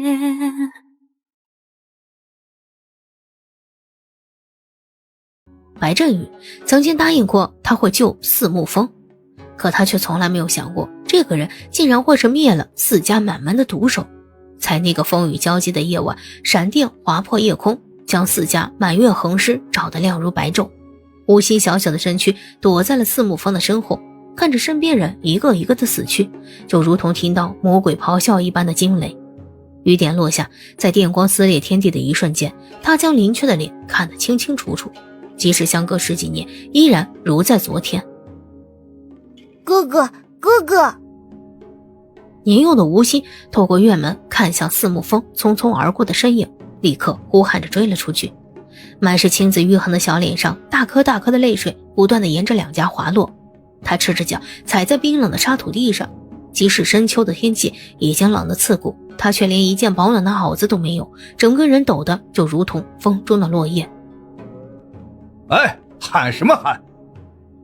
你已经不是4家二少爷了，知道吗？一个满脸横肉的家仆突然拦了过来，狠狠地将他踹倒在地上，瞪圆了眼睛骂道：他是大少爷，不是你哥哥，再乱喊直接给你打折腿迈到窑子里去。吴昕毫无防备地扑向地面，尖锐的刺痛瞬间从膝盖传来，牙齿磕到了舌头，渗出了丝丝血腥，活着咸涩的泪水在嘴里蔓延开来。哥哥，是我呀。他仰头看着早已空无一人的大门，低低地抽噎着，蓄满了泪水的桃花眼里满是惊恐和无助。他想要撑起身体，才发现手上腿上都已经被碎石划烂了，钻心的疼痛折磨得他提不起一丝的力气。挣扎了半晌，他始终没能从地上爬起来。男人见状，满脸不爽地走了过去，又是一脚踢在了他瘦弱的腰腹之间。说了不许乱叫，还不给老子干活去！要怪只能怪你命不好，不是真少爷。男孩惨叫一声，狠狠地蜷起了身体。他似乎听到了肋骨断裂的声音，喉咙里的血腥味更浓了。吴昕，不对，那个时候他还叫做四木云，又或者他根本没有属于自己的名字。四木云这个名字属于真正的二少爷，却不是因为认错而被接回4家的自己。在四家人找到真正的小少爷时，曾经备受宠爱的他变成了一块人人嫌弃的破抹布，丢在了下人院中，自生自灭。可是他不明白，他明明什么都没有做错呀。你在做什么？声音如金蝉一般的嗓音在不远处响起。四慕云模糊着泪眼，看到了四慕风穿着一身白袍重新出现在了院门处，墨发高盘，衣绝飞扬，修长的身影迎着霞光，就像那不染纤尘的仙子一样。四慕风的眉心紧锁，快步地来到男孩身边，竟然丝毫也不嫌弃他满身是土，垂手将人从地上抱了起来。离开不过几日，看着男人被人虐待的满脸青紫的样子，怒意瞬间直冲心头。他冷冷地看向了家仆，平日里温和清澈的眸子也多了几分冷厉。就算他不是四家少爷，也终究是个孩子，你们怎能如此狠毒？大少爷！家仆见状，吓得扑通一声跪到地上，连连喊冤枉。大少爷，你有所不知啊，老爷说他晦气，让远远的发卖了，是小的们匀了他一口饭吃，让他跟着帮帮工。谁知道这兔崽子不光手笨，还整天躲懒，抱着一本破书看起来没完。大家气不过，这才打了他几下。可看到男孩此刻疼得全身哆嗦的样子，也就越说越没有了底气。看书？四慕风疑惑的。什么书？家仆见状，连忙指着四慕风胸口的位置告状。就在他怀里呢，整天跟个宝贝似的揣着。四慕风蹲下身来，让他靠坐在自己腿上，这才小心翼翼地腾出一只手，从四慕云的怀里摸出了一本破破烂烂的医书。男孩半睁着模糊的泪眼，没有反抗，整个人就像是一只受了惊的小动物，怯生生的，连带呼吸都止住了。四慕风看了看书，目光瞬间凝滞在了那本“药王医典”4个大字上。这个孩子被当作四慕风接回四家之时，老太爷就病逝了。这本医典是老太爷临死前亲手交给他的。楚瑜笑道，父亲并没有在找到真正的穆四云后收回这本书，可心里不免觉得他晦气。没想到这个孩子居然这么好学。喜欢这书？四慕风的嗓音温温柔柔的，男孩艰难地点了点头。看得懂吗？男孩迟疑了片刻，再次点了点头。四慕风见状，心中有些惊讶，像他这样的年纪，如此晦涩难懂的医书，没有一点天赋是完全不能理解的。或许这也是一种命中注定。如果喜欢学，我可以教你。他捋了捋男孩沾满了汗水和草屑的头发，弯弯的眉眼里像是藏着暖阳。以后啊，就来给我做个书童吧。你不是四家人，之前的名字怕是不能用了，不如就叫你阿云吧。天色越来越暗了，前方嘈杂的脚步声拉回了无限的思绪。四慕风将他像弟弟一样带在身边3年，教他医书，供他吃穿。真正的四慕云却一直没有回到江都，而是留在了碧落宫，成为了第7个公子，拜在了中原医仙门下，改名林清燕。吴昕曾以为这样平淡美好的日子会一直继续下去，可是有一天，四家药王血脉的事情暴露了，灾难也随之接踵而来。在那个黑沉沉的雨夜，无数异族杀手包围了整座院落，司景之被俘，随后饮毒自杀。四慕风虽然护着他逃了出来，却也身受重伤。奄奄一息，吴昕四处碰壁，求救无门，本想安静地等待那人死后训他，可是一个自称为水月教大长老的人却突然出现在了面前。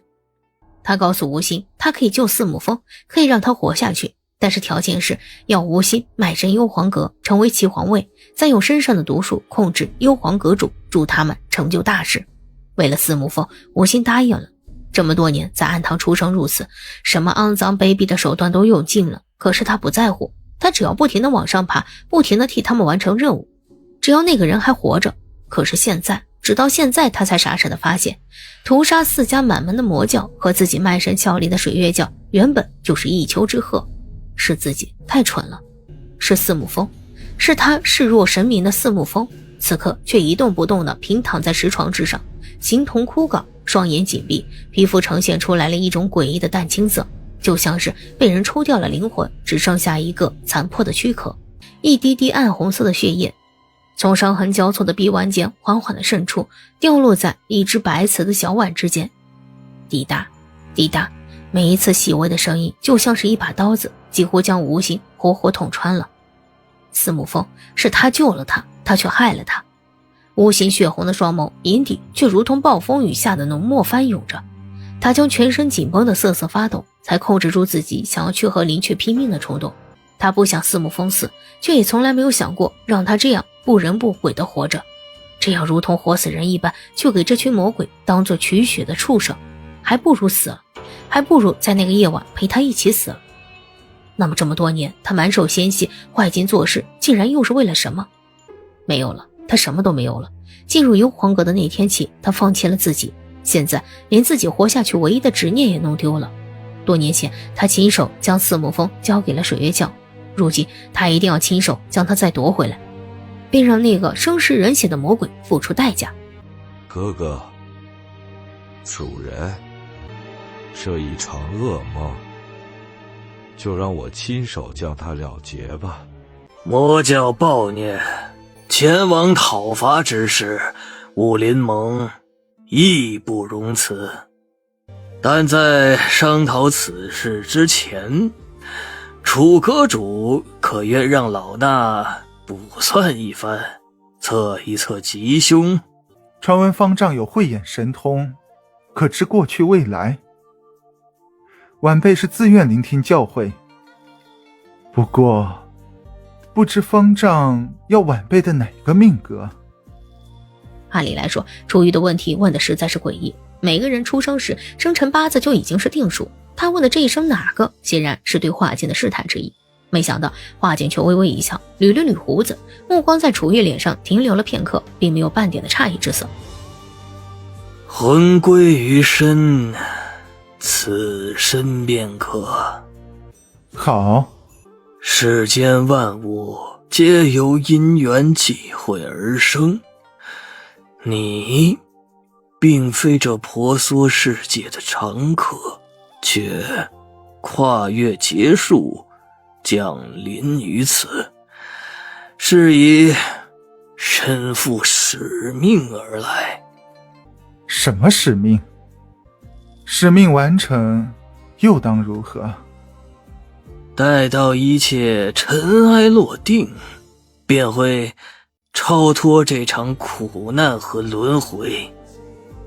唉，如此特殊的命格，老衲此生只见过2次。上一次还是在20几年前呢。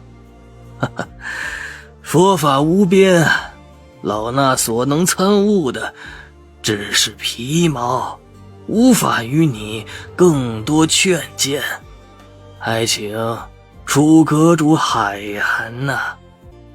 那此番去征讨魔教，方丈可知是吉是凶？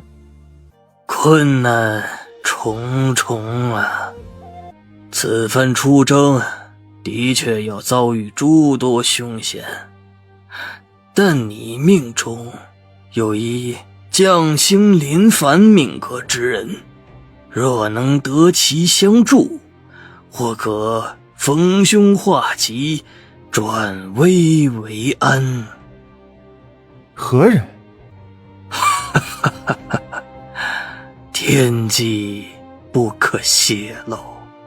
既如此，晚辈就先行告辞了。代表武林盟攻打魔教之事，我们可等到各个门派回复后再议。也好，世卑，送2位贵客去禅房。师父，是他吗？华景依然半垂着眸子在蒲团上打坐，听到世袭的话，淡淡的嗯了一声，随后又说道：如此，我便放心了。师父，去吧，按我之前所说的，通知各大门派，就说武林盟主华静在兰陵山上恭候诸位掌门前来一叙。有心事？在想那个将星灵士。是。自从华静说了那句困难重重，他的心里总有一种不踏实的感觉。前世那场大战记忆依然犹新，就连那苍山上染满血腥的寒风都清晰地如在眼前。如今决战在即，林雀和赤练的功力深厚，魔教实力不可小觑，不能不算就知道此行定然是危险重重。可是那个能够破局的将星是谁？他又在哪里？放心，命里有时终须有，既然是助我之人，自然就会出现。或许那个人已经在我身边了呢。谁？你。所以将星少侠，救不救我？阿莫，我突然觉得你之前说的那句话也挺对的。主上说的是哪句？阿莫，我突然觉得你之前说的那句话也挺对的。你说武林盟里鱼龙混杂，不安全，我们确实应该去驻客栈。这样吧，明天和华静谈完阵时，我们就下山。司木峰，我来接你了。半生灵弱，终究是我害了你。禁蛊章的毒性已经隔着衣物渗进到身体里，从现在开始，无论是林雀还是任何试图阻挠他们离开的人，都要成为他们的陪葬品。有刺客！这是什么？你已经猜到了，不是什么林雀，你生吃人血，背逆伦常，终究是要付出代价的。此刻你越是动用内力，毒性就会渗透的越快。今日要是不想死在我脚下，就还是先想办法救救自己吧。给我杀了他！林雀果然不敢乱动了。不想死的就离远点儿，若是沾到他的血，就连神仙也救不了你们的命。活腻了的尽管上。阿云别怕，他们不要你，我要。阿云，你这么聪明，将来一定会大有所为的。阿云，躲到我身后来。阿云，哥哥只能陪你到这儿了。你要努力活下去。最后的记忆里，那也是一个大雨滂沱的夜晚。司木风护着他逃出了4家，即使浑身是伤，疼得几乎快要拿不稳武器了，他却还是陪着自己逃了好久好久。吴昕曾以为他们只是短暂的分离，却没想到10几年前的那个雨夜起，他和司木风就已是永别了。司木风，我先走一步了，别怕，我会守在奈何桥边等你的。魔教危害江湖，荼毒苍生，正是武林侠士挺身而出之时。如今各大门派能够戮力同心，一起捍卫天下正道，是我中原武林之幸，更是天下苍生之幸。此番出征，华溅已在此备好庆功长宴，只等各位英雄侠士荡平魔教，凯旋而还。幽篁阁主楚玉定会带领武林弟子荡平魔教，得胜归来。荡平魔教，得胜归来。转眼1万年有余，从初来乍到的苟且求存，到此时此刻的带队出征，他坚定走完的每一步都是为了扭转书中的既定命运，为了保护眼前的所爱之人。而他的吴莫，从一个满身是伤的卑微困兽，到放飞苍穹的矫健雄鹰，他用爱一点点将他治愈，也会用爱为他守住这一片天空。苍云山上的雪太冷了，他不想再看到那个伤痕累累的小暗卫抱着自己蜷缩在寒风之中，守着一具尸体，从天黑熬到天明。世袭，再随我去看看前些天捡到的那个小家伙吧，他也该到拜师的时候了。是。今天直到楚玉和穆一宁并肩站在一刻，他才知道那人命中注定的将星出现了。而那场被魔教荡平中原的浩劫，那场尸骸枕藉、白骨成山，整个中原江湖宛若人间炼狱的噩梦，是不是要被打破了？在战场上，我是九幽卫，一切都要以主上为先。没有办法一直护着你，顾好自己。好，等我回来。好，等到了你，有什么奖励？你想要什么？让我在上面一次。好。没想到吴奇毫不犹豫地答应了，痛快的不可思议。楚玉受死！以多欺少。主上请在此等候，这些人还不配您亲自动手。话落，便直冲向被九幽卫团团围住的2个魔教护法，速度极快，不见真身，只能看到一串鬼魅一般的墨色残影。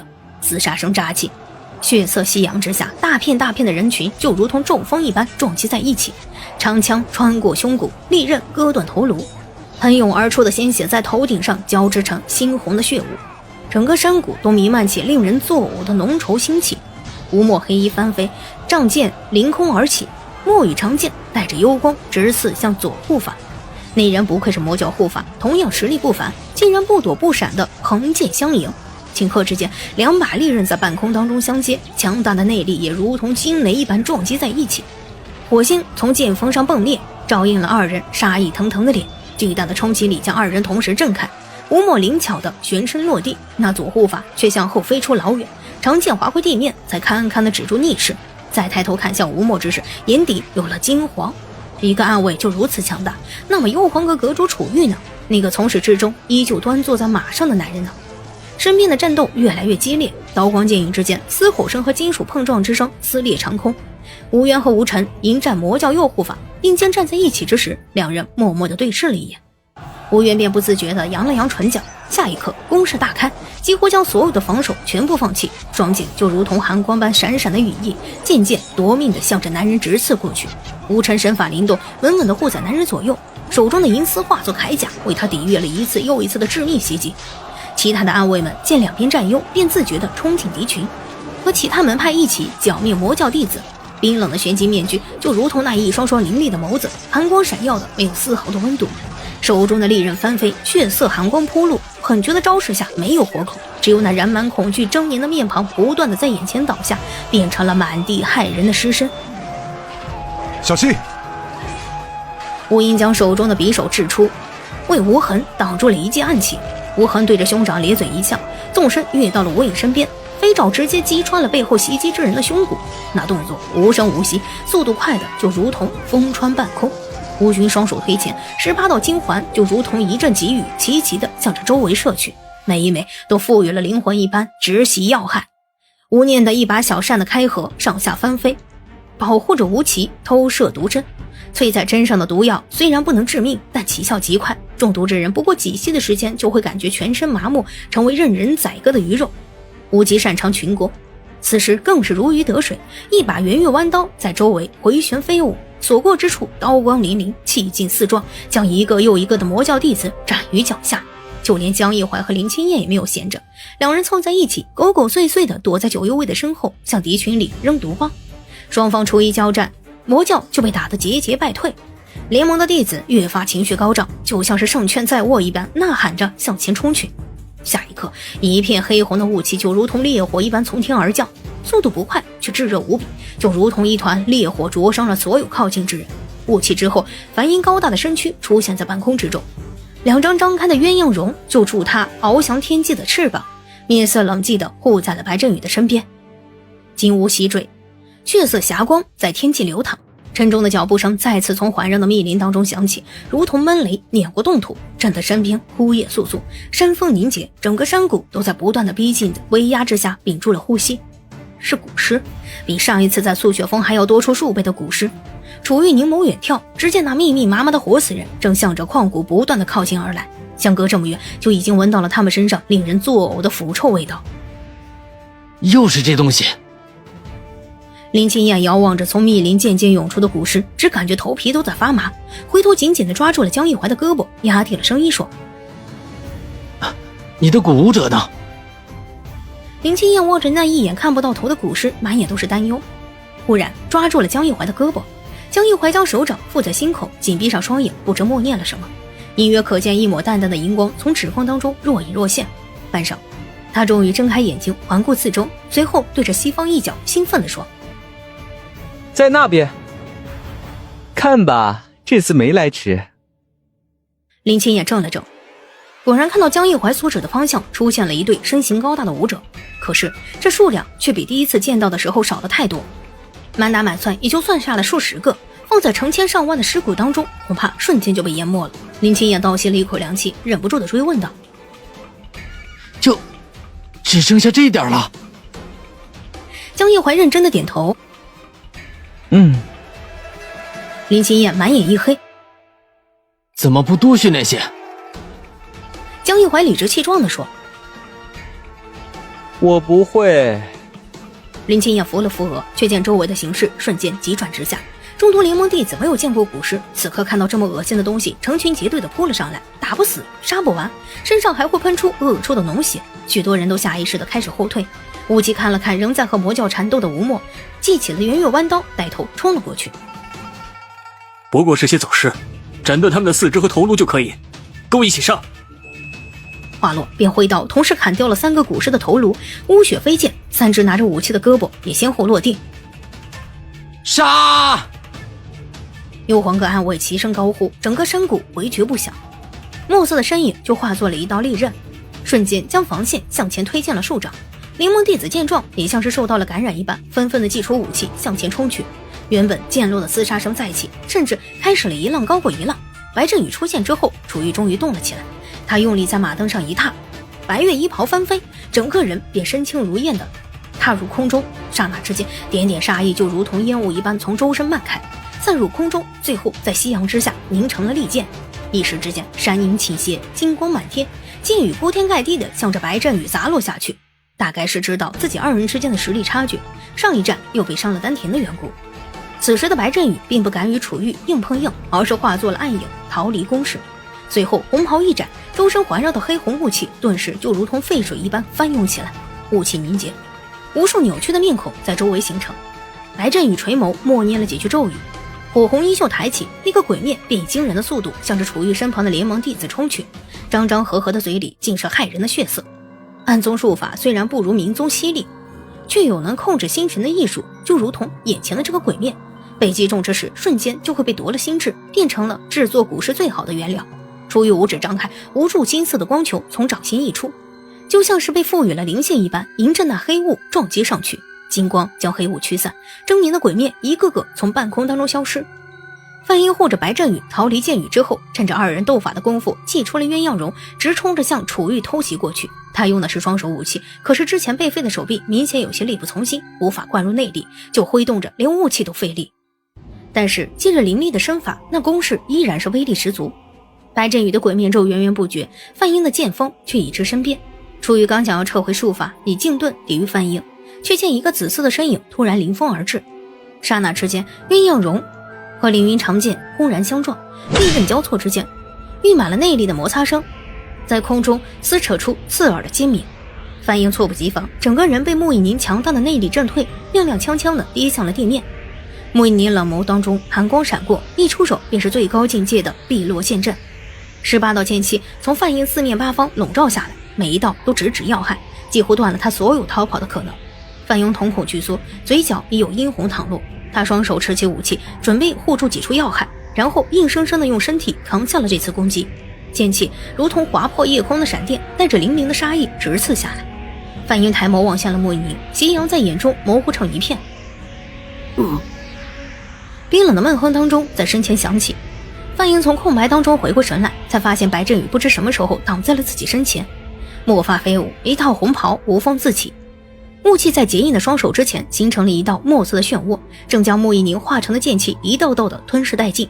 这样运用内力，他的丹田会承受不住的。范英的眼底泛红，他看不到白振宇的脸，却能感觉到那人正在寸寸撕裂的丹田。碧落公主毫不保留的出手，显然是想要自己的命，可白振宇竟然硬生生的替自己扛了下来。18道剑气落尽，白振宇的周身爆发出内力，也如同碎片一般散落殆尽。他面色惨白地跪倒在地上，双手撑住身体，猛地呕出一口鲜血来，半垂的眸子里红色幽光就如同风中残烛一般骤然熄灭。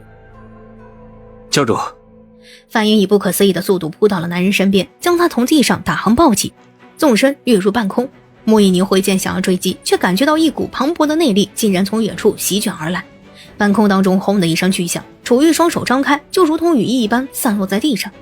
内力相撞之后，骤风一般的气浪裹挟着沙石从身边划过，风沙弥漫着山谷之内，一个白须白发的老人正单脚点地地落在了一块巨大的山石之上，山袍下探出了手指，就如同鹰爪一般紧紧地握住了魂幡，点点幽光在黑色的幡面之间旋转萦绕，是赤焰。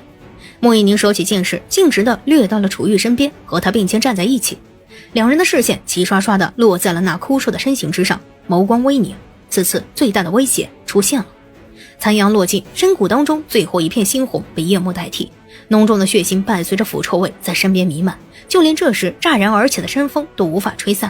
九幽卫带领着幽黄阁众人率先和古尸厮杀在一起，大批大批的古尸被斩断四肢，在灰暗的夜色之下，一边淌着脓血，一边匍匐在脚边蠕动。放眼望去，整个场面就如同是地狱。而另一边，数以万计的魔教弟子已经被云石三影和联盟的弟子诛杀近半，双方各有伤亡，周围一片的横尸遍野，血流成河。无极冲在阵前，江一怀驱使着鼓舞者去他身边帮忙。数十名武者实力虽强，但是太过于悬殊的数量差距，很快便淹没在了潮水之般的尸群之中。熟悉的疼痛再次漫过胸口，江一怀突然佝偻起身体，按紧了胸口，压抑着喘息着，豆大的汗珠沿着脸侧滚落下来，一滴一滴的落在地面。林清燕见他突然停止动作，脸色惨白如纸，连忙过去扶了他一把，却见一抹幽绿色的荧光在他胸口忽暗忽明。这是什么？林清燕看着他的眼睛微微睁大，满眼都是探究。是本命古王，鼓舞者是上任南疆古王留下的，只是本命古王所控。若是鼓舞者死伤过大，就会痛感反射到我身上。江一怀凭借着他的力气，勉强地支撑起身体，安抚般地看了他一眼，艰难地开口：与其说我成为了这一任的南疆古王，倒不如说是这只本命古王选择了我。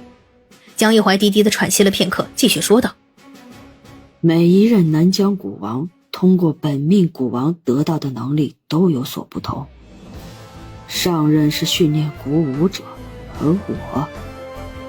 话到此处却戛然而止。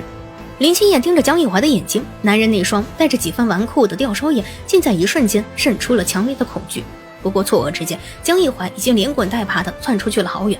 林清燕双手空空地抬眸望去，只见阵前无极不小心被古尸喷出的脓血糊住了眼睛，4、5个古尸将他团团围住，4、5把血光盈盈的长刀同时从周围向他砍去，而江一怀却已经扑到了那人的身前，速度快得有些吓人。别过来！无极抹掉脸上的污血，就看到江一怀正越过自己，用手去挡背后的长刀，五指张开，手中连个武器都没有，若是被砍中，整条胳膊恐怕都是要被削掉了。无极的瞳孔骤缩，爬满了血丝的眸子里映出了男人眼中的决绝。他嘶吼出声，身体下意识的向后倒去，一边将人揽入怀中，一边准备用后背去承受古尸的袭击。利刃闪着寒光呼啸而过，隔空都能感受到那刀尖上植入骨髓的寒意。无极俯下身，将江一怀紧紧地裹在了怀里，模糊着双眼，仿佛看到了死前狰狞的笑脸。林清燕看着眼前电光火石一瞬，脑袋嗡的一声变成了片片的供牌。他用自己紧紧的那点轻功，径直地向二人冲去，可刚跑到一半，却又惊愕地停在了原地。原本挥刀砍下了几个古尸的头，全部在关键时刻停下了手，拿着刀，瞪着一双双忧虑的眼睛盯着江一怀瞧。江一怀挣扎了半晌，好不容易从无忌的怀里探出了脑袋，微微扬头，在男人一脸懵逼的注视之下，和那些古尸挨个对视了片刻。随后那几个古尸竟然如同被策反了一般，转身向着自己的同类厮杀过去，打得对面古尸一阵的猝不及防。叮叮当当的武器声在身后响起，无极抱着江一怀迅速的退到了安全的地方，看着他完好无损的样子，才稍稍放下心来，微红着双眸说：为什么不遵守约定？江一怀却直接无视了他的问题，抹了抹被泪水模糊的双眼，反问道：我不来救你，就算是遵守了约定，谁又能来给我兑现承诺？无忌握着江一怀的手僵在了原地，抖了抖唇，却怔愣的说不出半个字来。夜风吹开了他汗湿的长发，半天高的月光落在眼中，将他眸间的泪光映得格外分明。短促的对视期间，似乎有什么种子在彼此的心底破土萌芽。江一怀抬手勾住了无忌的脖颈，用力的向下压去，沉重的心跳之声盖过了战场上的厮杀。脏，别动。江一怀毫不在意他脸上的血污，暗哑的嗓音却满是不舍。先收点利息。无忌目光一滞，索性又扣住了男人的后腰。林清夜站在不远处，突然感觉自己有点多余。等我回来，等我。片刻之后，男人低沉的嗓音在夜色当中响起，随后就见到了一个身影从地面上跃起，轻轻一闪，便瞬间消失在了武力盟前赴后继的阵线当中。你没事吧？林清燕走过去，扶起了还在两腿打软的江一怀，青色的锦袍上蹭了不少的血迹，但没有一滴是他自己的。我可以在短时间内控制蛊虫。江一怀扯了扯嘴角，就是还不太熟练。林清燕不明所以地看着他，江一怀缓缓地吐出一口气来，视线凝结在前方撼天震地的厮杀之间。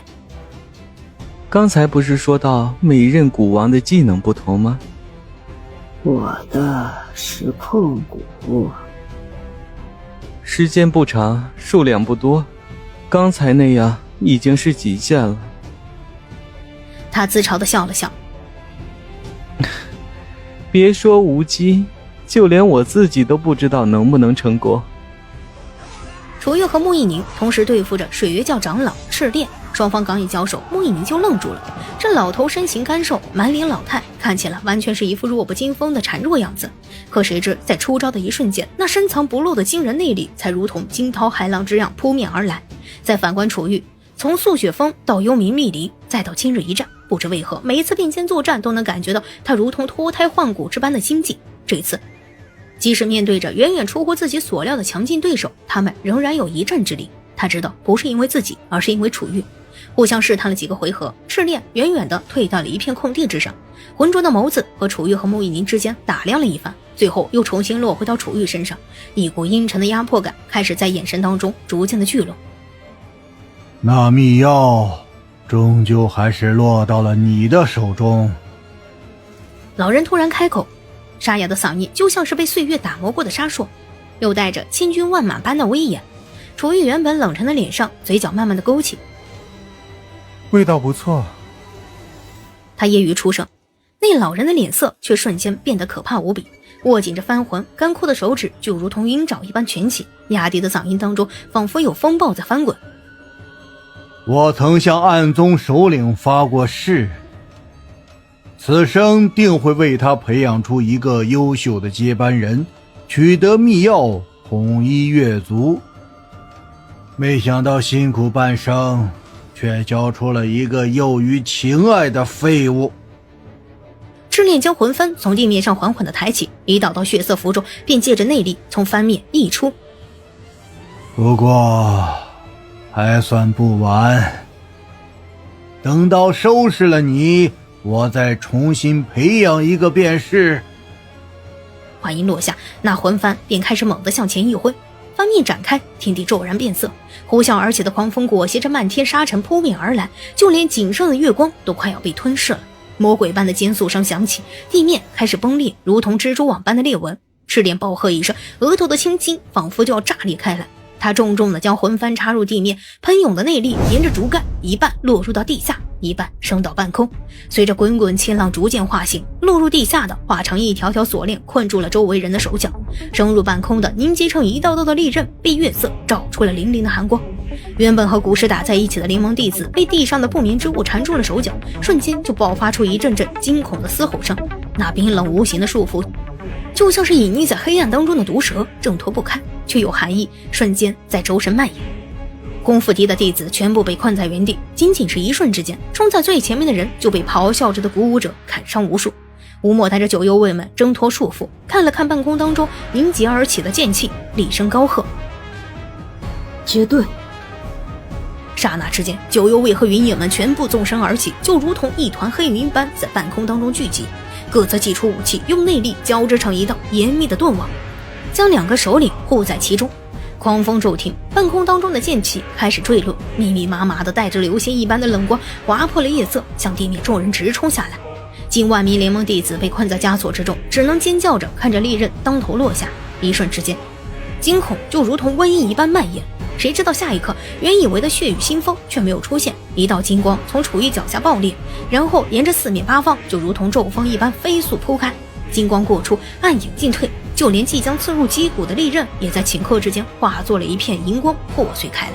楚玉头上的白玉发簪不知何时碎了，磅礴如海啸的内力环绕在周身，墨发在气浪当中高高的扬起，玉白长袍紧贴在身上，下摆就如同狂怒的蛟龙翻涌卷动。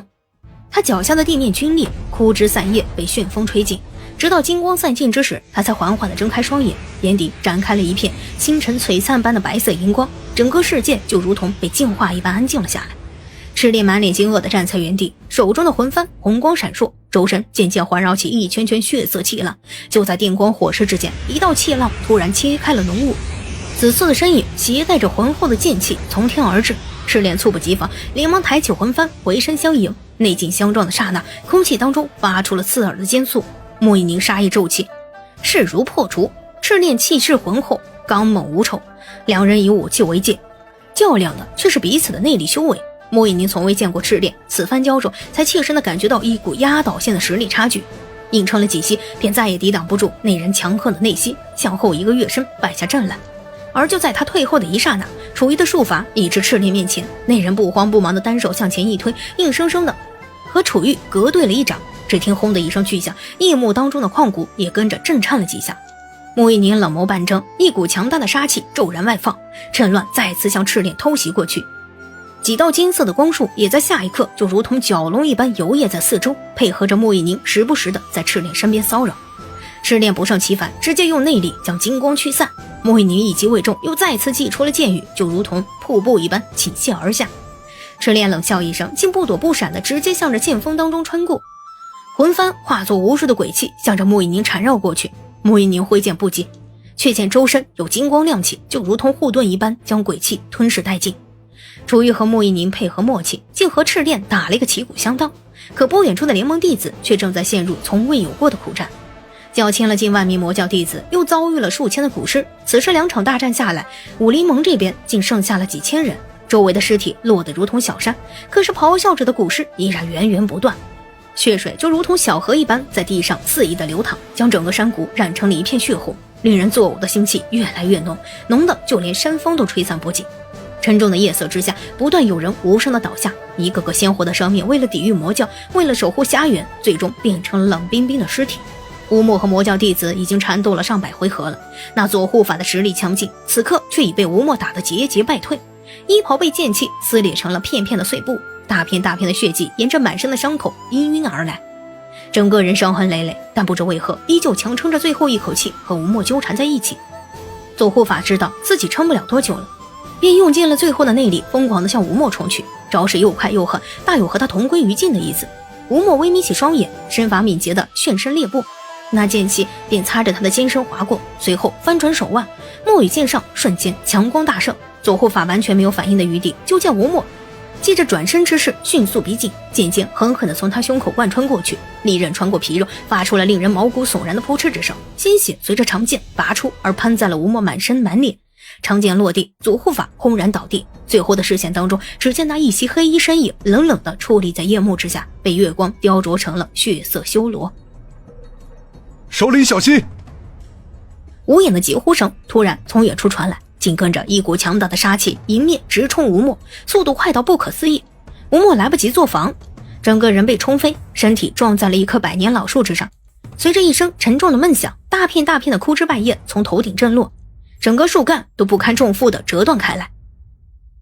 吴墨！楚玉只感觉脑袋里有什么东西炸开了，一种惊慌的感觉瞬间从后背窜上了头顶。他不知道来人是谁，但能感觉到那人的实力强劲，强到几乎能媲美赤烈了。他虚晃一招，转身就朝着吴墨冲去，没想到竟被赤烈识破，趁机将他困在自己引以为傲的藩镇里面。吴莫摔倒在树下，突然黑眸一沉，顺势就原地打了个滚，一道凌厉的剑气紧跟着从他肩侧擦身而出，竟直接将那古老的树炸得四分五裂。漫天扬起的残枝败叶，偷袭之人单手持剑落在地面，逆着光，整张脸沉在黑暗之中，让人看不清样貌。被月光勾勒出来的高大身躯感觉不到内力流动，却莫名的多了几分死气。吴莫用剑尖撑在地面站起身来，只觉得胸口暗潮涌动，即使抿着双唇，仍有一道血色沿着嘴角缓缓地流淌下来。是谁？他掀起了眼皮，默默地对视着面前之人，只觉得莫名的有些熟悉。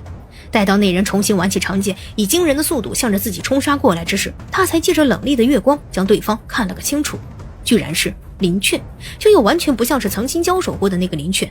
此刻的男人身着一身麒麟武甲，却掩盖不住身上令人作呕的心腹味道，就像是周围漫山遍野的古尸一样。剑锋一掷，吴莫并没有选择逃开，而是记起长剑，硬碰硬的和他对了一招。利刃相接之处，尖锐的争鸣之声划破长空，炸裂而起的火星在二人交锋的一刻亮起，才看清楚那个原本冷厉的面庞被一层灰败的青阴笼罩着，瞳孔收缩成了不正常的大小，骤然对视之间还泛着令人心悸的幽幽绿光，强大的内力再次沿着剑身冲击而出。吴莫被震得连退了数十步才止住逆势，胸口再次漫开了一阵剧痛。没有想到他不但速度快，内力竟然也如此强大。吴莫挽起一个剑花，做出了防御之势，一双黑眸目不转睛地盯着眼前之人。多日不见，到底在林雀的身上发生了什么，才会把他变成现在这个模样？无论是速度还是内力，此刻的他都更上了一层台阶，但是整个人就如同行尸走肉一般无知无觉，只是一味地执行着杀戮的命令。原本的林雀很强，变成古尸的林雀更强。他握紧了墨羽长剑，黑色杀气环绕在剑身周围，冷眸里渗出了殊死一战的决绝。不过一息，林雀就再次袭上前来，吴莫再次横剑去挡，兵戎相见的一刻，只感觉那道力道震得他虎口发麻。他顺势向后跃起，却发现林雀突然消失在自己的视线之中，紧跟着背后有杀意乍起，他拼尽全力旋身躲开，才发现那人竟不知不觉绕到了自己身后，快到连半丝残影都没有。吴莫瞳孔骤缩，额头瞬间沁出一层冷汗。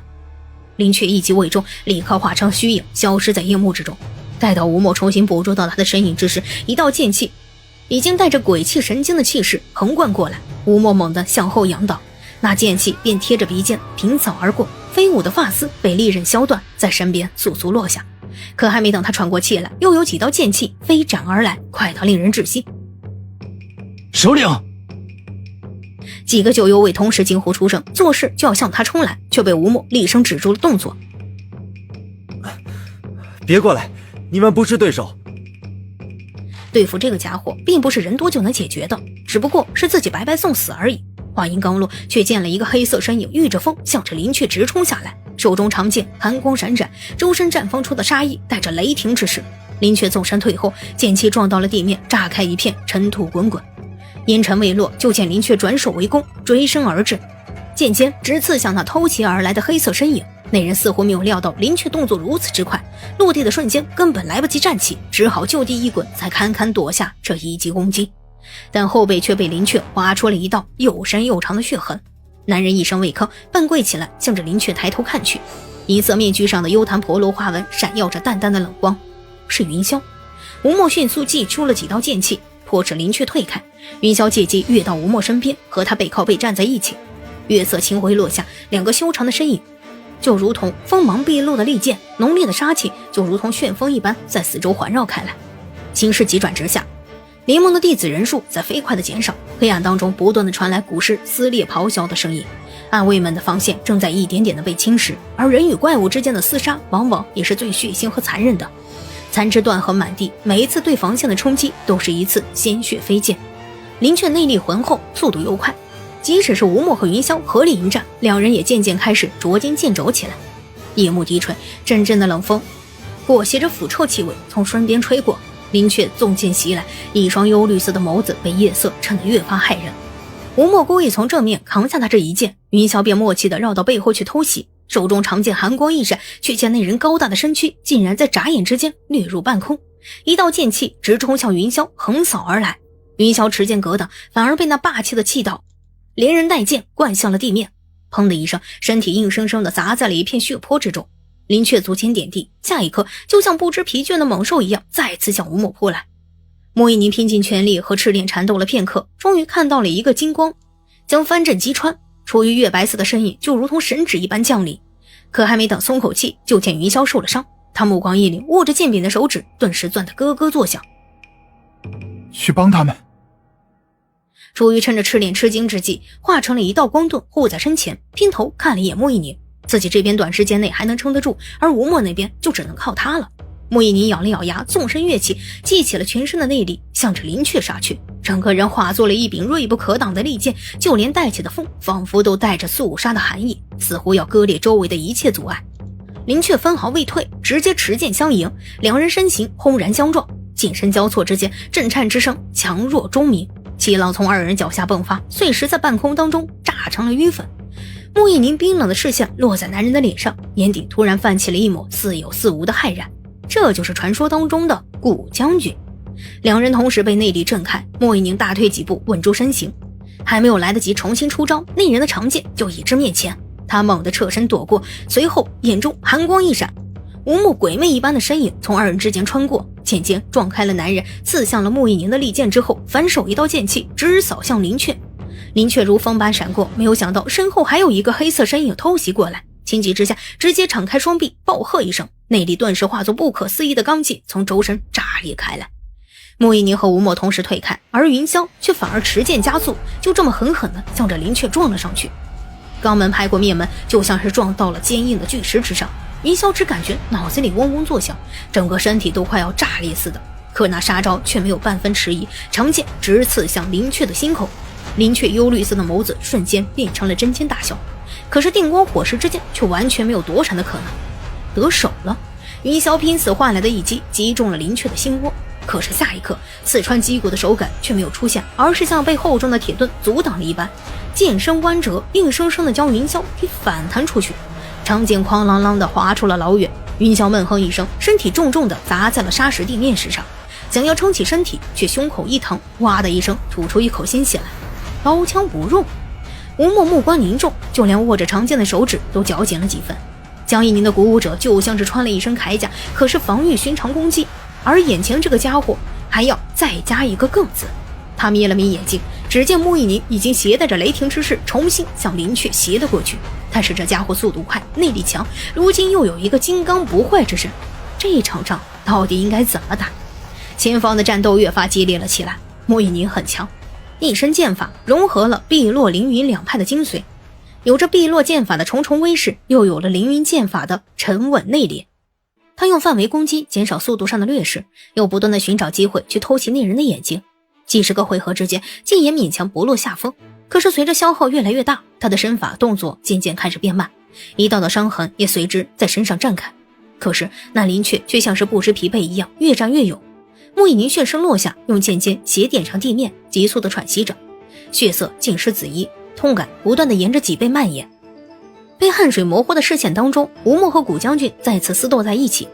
墨色身影借力腾起，双腿就如铁钳一般缠住了他的脖子，同时腰部发力，将对手凌空拽起，又重重地摔向了地面，动作一气呵成，凌厉无比。但林雀身上的罡气也在瞬间酝酿了起来，随时都能将吴莫震成重伤。要快，这是吴莫拼尽了全力才制造出来的机会。莫一宁身上内力乍起，如同划破天空的闪电一般，向着古将军的双眼刺去，一切都在瞬息之间，不是你死就是我亡。莫一宁拼尽全力冲向了林雀，可惜还是晚了一步。尖剑刺中眼瞳的前一秒，林雀身上的气息就如同蛟龙后援一般轰然炸开，凝聚成了一场风暴，将吴莫和莫一宁狠狠地推开。方圆10丈，草木尽瘁。吴莫闷哼地摔倒在地上，内伤加重，疼得眼前一片的漆黑。莫一宁却在撑起身体的一瞬间，看向了林雀的剑气扑面而来。他猛地翻转身体，却只能勉强地避开要害。凌厉的剑光带着破空之音从他腰腹之间穿过，片片的血雾在眼前绽开。穆一宁！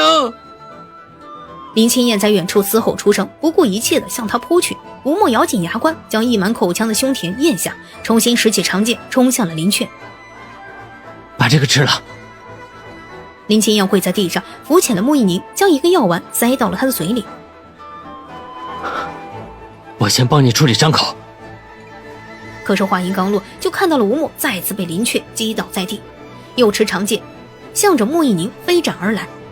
穆一宁用力地将林清燕推开，谁知那人又重新扑回到他的身上，来不及了。穆一宁眼底一片猩红，想要抱着林清燕转身，可是剑至眼前，他却完全使不出力气。刹那之间，地狱之火在眼前绽放，就如同烈火一般的黑色淹没在了整个世界。林雀寒光闪闪的利刃从一袭红衣之间穿过，鲜血晕开，浸湿了大片的衣衫。白振宇攥住了林雀穿刺自己的剑柄，另外一只手趁机在他脸上一甩，血水溅得林雀满脸，那家伙立刻嗷吼着向后退去，左眼竟然像是被什么灼烧似的，丝丝的冒起了白烟。长剑被抽离，白振宇急促起伏的胸膛之上，鲜血汩汩涌出。林清燕僵在了原地，满脸不可思议地看着他，就连一向看不出情绪的穆以宁都被眼前的一切怔愣住了。古将军刀枪不入，可惜我只毁了他一只眼睛。白振宇缓缓地偏过头来，清冷的嗓音掺杂着林雀接连不断的嘶吼声中。蛊虫寄生在脐上3寸，只有那处是他的弱点。他艰难着维持自己站立的姿势，看向林清燕的目光一如从前一般软弱。这么多年，我骗了你，但我不想道歉，是你太笨了。白振宇顿了顿，盈盈的泪水在他眼底漫开，但是那抹华光却如同风中残烛一般渐渐的熄灭。但是你们不要输啊！他浅笑着开口，身体却无力地向下倒去，直到坠入了一个有力的怀抱之中，才发现是被自己故意支走的范英。不知什么时候，他竟然去而复返。范英面色阴沉地看向着众人，二话不说将白振宇打横抱起，几个腾挪便消失在了遥远的密林之间。黑沉沉的夜幕之中，周围突然草木晃动，上百个水月教的弟子陆陆续续的从四面八方围了上来，强行逼停了范英的脚步。周围月色如纱，所有的人目光齐刷刷的落在了奄奄一息的白振宇的身上。教主！数百众教同时跪在地上，望着白振宇惨白的面庞，焦急出声。白振宇有气无力地拍了拍范英的手臂，示意他放自己下来。范英用黑沉沉的眼睛盯了他一会儿，终于妥协般的俯下身，将他靠坐在旁边的老树之上，眼底的情绪让人看不分明。教主，真的不去帮大长老吗？不知哪个不长眼的突然开口，白振宇半垂着眸子，脸上已经看不到血色。解药和银子已经发给你们了，都走吧。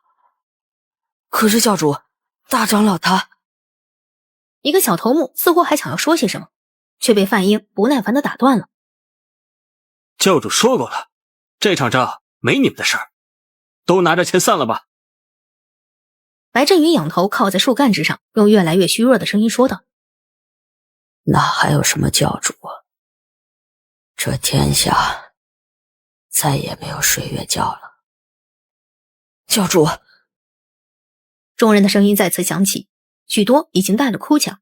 白振宇自嘲般的扯了扯嘴角，这么多年来暴力肆意，从来没有想过会有这么多人哭着送自己最后一程。那么他的范英呢？都散了吧。范英冷冷地环视着四周，嗓音里带着不容拒绝的命令味道。水月教众人见状，只得抹了抹眼泪，陆续的起身离开，直到最后一个身影消失在山间，范英才脱力般的跪坐在白振宇的身边，将他的头靠在自己肩膀之上，低声的呢喃：其实你可以逃的，为什么非要回来送死？白振宇靠在范英身上，却已经感觉不到男人那滚烫的体温，听不到他有力的心跳了。被利刃刺穿胸膛，窒息的感觉变得越来越明显。他知道这次自己真的是要死了。我执念一生，只有报仇支撑着我活下去。既然我不能手刃赤炼，就只能寄希望于楚玉会赢了。白振宇艰难地喘息着，就像一条被丢上岸边的鱼，即使他拼命地张大嘴巴，也只能发出一些断断续续的气音。唯一舍不得的，可能就是你了。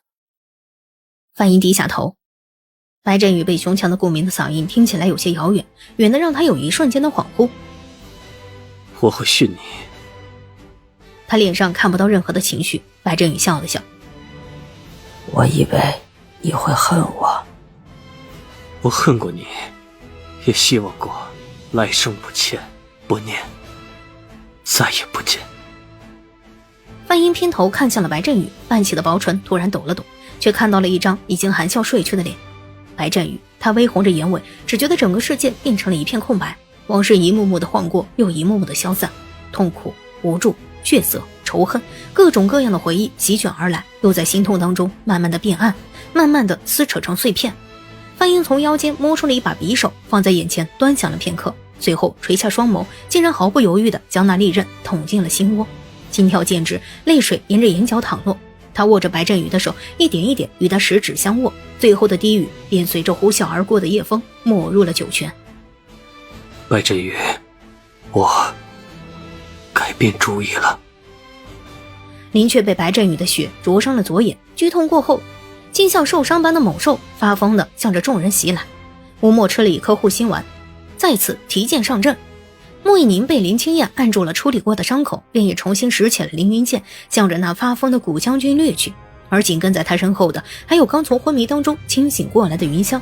林却疯得厉害，虽然招式凌乱，却依旧威力十足。云霄和穆一宁先后被震退，重重地跌回到地面。吴莫的墨羽长剑可斩金断铁，锋利无比，可是在林却的面前，却毫无方法伤他分毫。其上3寸的剑里穴更是被那家伙护得死死的，根本无法靠近。几番回合都是一触即发，两人的速度都很快，电光火石之间已经出手数次。可是所有人都能看得出来，林却对吴莫是一种绝对的力量压制，而所有人一筹莫展。更坏的情况出现了，吴莫身上有伤，没能躲开林却的攻击，只得回剑相迎。那人磅礴的内力从剑身的周围直接冲了过来，震得他长剑脱手，整个人坠向了地面。林却毫不留情地向着吴莫走去，高高的举起武器，剑身反射着月光，周围的空气都瞬间坠入到冰点。楚月原本和赤练打的焦灼，此刻见到吴莫倒地，心口顷刻间一阵气血伤涌，短短的一个分心，竟然被对面的气浪直冲出几丈远。楚月勉强地稳住身体，只觉得胸口处像是被千斤巨石碾过，疼得他喘不过气来。可是此刻的吴莫命在旦夕，他只得抛出几道金光拖住赤练，眼中银光亮起，瞬发咒术随着张开的五指骤然显现。林却长剑刺向吴莫的一瞬间，眼前突然金光沸点，剑身插入光盾，却如同插进自己的身体，有种莫名的力量将他反震开来，整个人踉踉跄跄地向后退了好远。禁盾之术超出承受的力量的攻击会反噬到施法者身上，林却实力太强，光盾破碎之时，楚瑜只感觉原本顺行的内力在丹田处轰然炸开，全身经脉就像是被万千钢针同时贯穿，喉头涌现出阵阵的腥甜。他拼命地稳住身形，却见头顶一暗，赤练手中的帆布猝不及防地落了下来，像张网一样紧紧地将他裹在其中。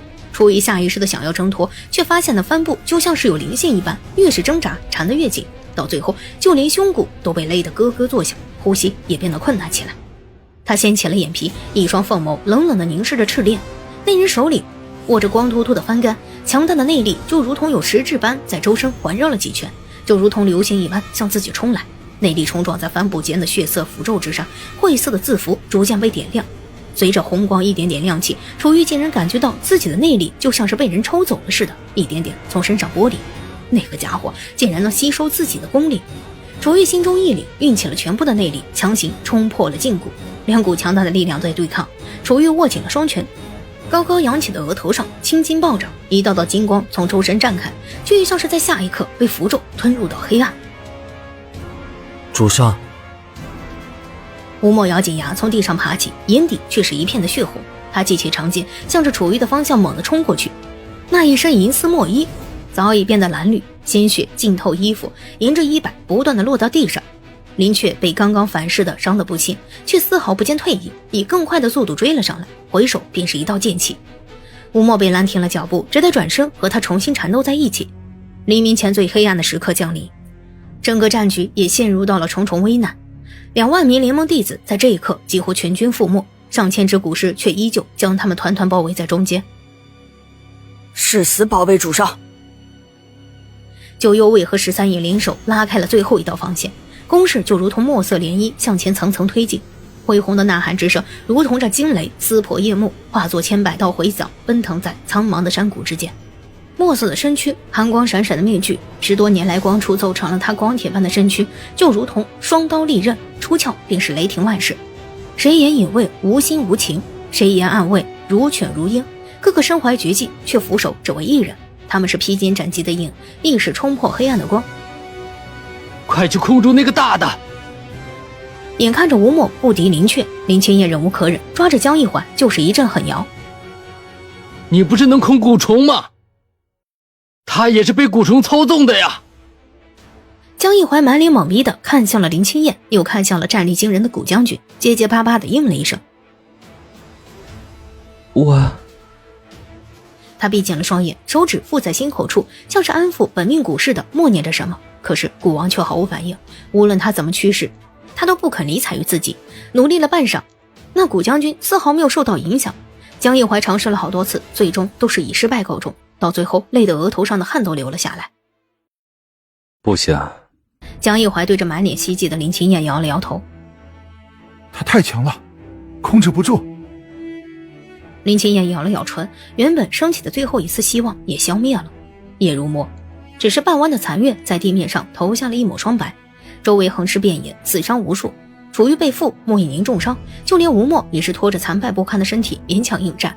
古尸凌厉的哀嚎之声就像是敲响了地狱门前的丧钟，无边的绝望如瘟疫一般蔓延。砰的一声，吴墨再次被林雀的罡气震飞，狠狠地摔到地上，寒光凛凛的长剑向他胸口直插下来。吴墨！楚玉瞳孔骤缩，令人灵魂打颤的绝望扑面而来，时间在这一瞬间扭曲成粘稠的丝线，将所有人的心脏层层勒紧。吴墨紧紧盯着林雀那青白色的面孔，整个身体遮住月光，一双泛白的眼睛里闪着幽绿色的暗光。利刃呼啸而来，吴墨拼尽全力挪动身体，想要躲开致命一击。谁知下一刻，身体却忽然一轻，整个人就像是被风温柔地裹入半空，全身被人抱紧，身边传来熟悉的气息。待到吴墨惊愕当中回过神来，才发现将他从林雀剑下带走的人竟然是沈一峰。黑幽幽的山谷之中，一阵诡异的笛声响起，身穿异域长袍的玉蛇人出现在了四面八方的古树之间，周围的草丛晃动，点点的红光若隐若现，是灵蛇教驯养的短尾蝮蛇。而林雀面前，一个身穿白袍身形悠长的男人冷冷的和他对峙了片刻，随后便同时记起了长剑，疾风骤雨一般厮斗在了一起。白虎景行，刺神战的人也来了。就在他疑惑的间隙，玄武张琪突然从不远处的树后冒出了脑袋，对他眨了眨眼，脑袋上依旧顶着那个半新不旧的狐狸帽。上！他看了一眼已经冲到阵前的闵若琼，对着身后陆续而来的土匪们招了招手，很有气势地说道：给我宰了那群怪物，我去救主上！吴某握紧了墨羽剑，作势就要起身，却被沈一峰一巴掌给拍了回去。救什么救？放心，他输不了。吴某的视线落在远处，才发现楚玉不知何时已经冲出了禁锢，此时正和拿着突竹竿的赤练重新打在一起，黑色的魂幡被撕成了无数的碎片，围绕着楚玉盘旋不去。楚玉周身隐隐地散发着金光，墨发轻扬，衣袍飞舞，蒸腾而起的内力似乎比之前要越发强大了，每一招每一式都带着呼风唤雨般的惊人威力。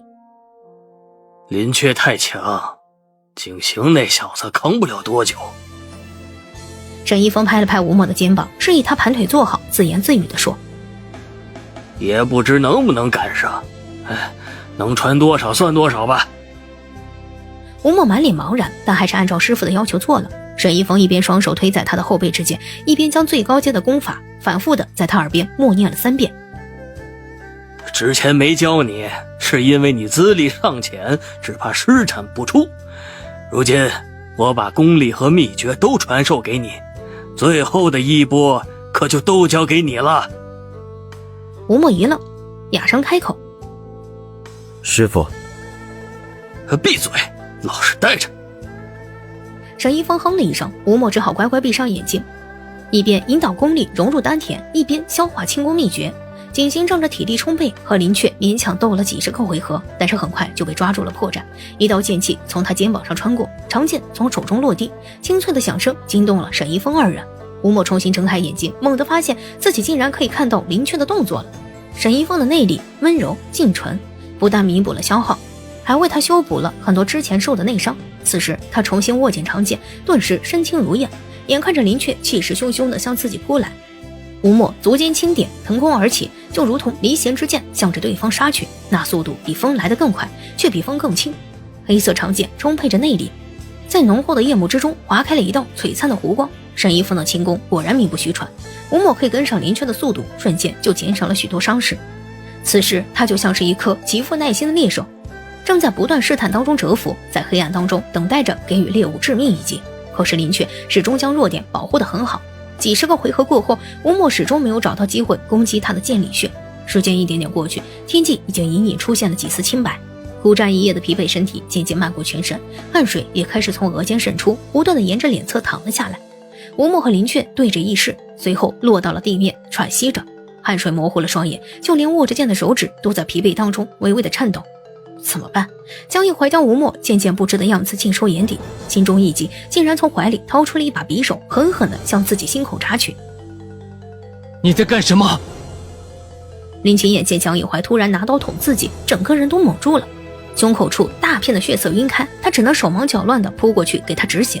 可就在这一瞬间，原本挥动长剑的古将军居然停止了动作，向着江一怀的方向望了过来，整个人像是被人按下了暂停键，愣愣地站在原地。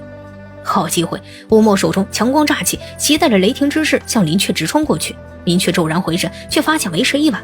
墨色的长剑凌凌杀意从他的脊下3寸刺入，又冷冷地拔出，犹如野兽般的哀嚎声伴着黑红的脓血在眼前爆开。那高大的身影竟然没有半分挣扎，就如同一只失控的木偶，在吴墨面前轰然倒下。这是怎么回事？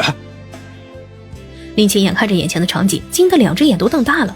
江一怀疼得呲牙咧嘴，却还是努力地扯了扯嘴角，用一种安抚般的语气说道：“我的本命古王在这儿。”他低下头，用手指了指自己依然在渗血的胸口。我叫叫他。林清燕满头黑线。你这么叫他，你就不怕一不小心把自己给捅死了？放心吧，我留着余地的。江一怀有气无力地抬起手臂，给林清燕看了看掌心的匕首，大部分利刃都被他攥在指尖，前边只留了半寸，因为攥得太紧，掌心被划开了2道伤口。此刻他一动作，鲜血就沿着他的手腕流淌了下来。我给你包扎。林清燕的视线微滞，鼻尖微微就有些酸，他丢掉了江一怀手中的刀，从怀里摸出了一瓶伤药，向他的掌心细细地洒去。茫茫的夜色之间，头顶突然金光乍现，那夺目的光芒就将整个旷谷映得亮如白昼。所有人不约而同地抬头望去，只见楚玉悬在半空，全身都沐浴在耀眼的金色光华之中，3条金龙逐渐在身旁显现，随着一声长吟盘旋着直上9天。而赤练则运用全身内力铸剑出了一道护盾，被金色映亮的眸子里显现出从未有过的金黄。巨龙升空，瞬间搅得风云骤起，流淌着闪电般的龙爪撕裂墨色云层，几声龙吟震得群山回响。楚玉踏着风，一双凤眸缓缓睁开，月白色的金色广袖从身前轻轻拂过，3条金龙便张开巨口，陆续的向着赤练俯冲下来。赤练撑开护盾，和第一条金龙轰然相撞，金光乍起，龙吟阵阵，护盾被强大的冲击力压缩到了极限。紧跟着第2条巨龙也扑面而来，火焰就如同火球一般将赤练包围，那护盾便不堪重负的裂开了无数的裂痕，就像是皲裂的瓷片一样蔓延开来。最后一条金龙怒吼着冲了下来，整个黑暗都被这一瞬间的强光映亮，护盾破碎，里面的人影在火焰当中焚为灰烬。时间就如同定格一般，所有人的心跳都在这一刻停滞了下来。烈焰腾起，3条金龙同时化作了点点流萤，散入半空，围绕在周围的古尸同时停止了动作，齐刷刷地向着地面倒去。晨风当中夹杂着露水的清香漫过山谷，渐渐地冲淡了周围浓重的血腥。楚瑜从半空飘然而下，站在了枯叶之间，发不出半丝声响。飘逸的脚步，一身月白长袍无风自起，丝丝飞舞的墨发从脸颊划过，露出了一张谪仙一般的美貌。主上。吴墨纵身向着楚玉扑去，染满了爱意的黑眸就像是星辰一般闪亮。楚玉宠溺地勾了勾唇，对着他张开了双臂，吴墨便像是一只敏捷的黑豹从地上跃起，径直地撞进了他有力的怀抱里。双臂紧紧地环住了楚玉的腰身，胸膛贴着胸膛，心跳与心跳交错，主上的体温透过他蓝绿的衣衫传递了过来，熟悉的令他眼眶发酸。主上，我们赢了。吴墨将脸埋在了楚玉的脖颈，泪水染湿了衣衫。我们赢了。楚玉在他耳边呢喃出声，手臂上的力道却越来越重，就像是要把他揉进自己的身体里，再也不要分开。多少次绝望，多少次的绝境逢生，短短1年的时间，却像是过了一辈子那么漫长。这是他们期待已久的胜利，也是他们和宿命做出的较量。在拼尽全力冲破重重阻碍的时候，他们终于守住了属于自己的那道光。不远处，九幽卫和云石三影手持武器，威风凛凛地分立在两侧，利刃染满了鲜血，半截面具流淌着寒光，黑色武服被血色浸染，那满身伤痕正是他们生死危难之间立下的赫赫战功。林清燕为穆以宁处理好伤口，两人回望向楚玉的眼眶微红。楚玉带着吴墨来到了穆以宁的面前，对着他伸出右手，那人借着力道缓缓地站了起来，晨风吹过，染红的血袍翩翩飞舞，两人手指相握，同时向着远方望去，周围残破的战旗在风中簌簌作响，断裂的兵刃就如同墓碑一般立满了山谷。黎明到来的一刻，半轮朝阳穿破云层，连绵的山脉在金光当中苏醒，霞光越过层层叠叠的峰峦，落在周身，渐渐地映亮了两人相视一笑的脸。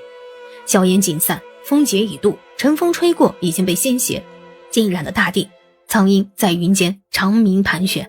晨雾褪去，万丈光芒就如同星旗招展，似乎在向所有人宣告这片山河重归平安。我们来晚了，现在可放心了。我就说他们不会输吧。正儿，这中原江湖是他们二人的了。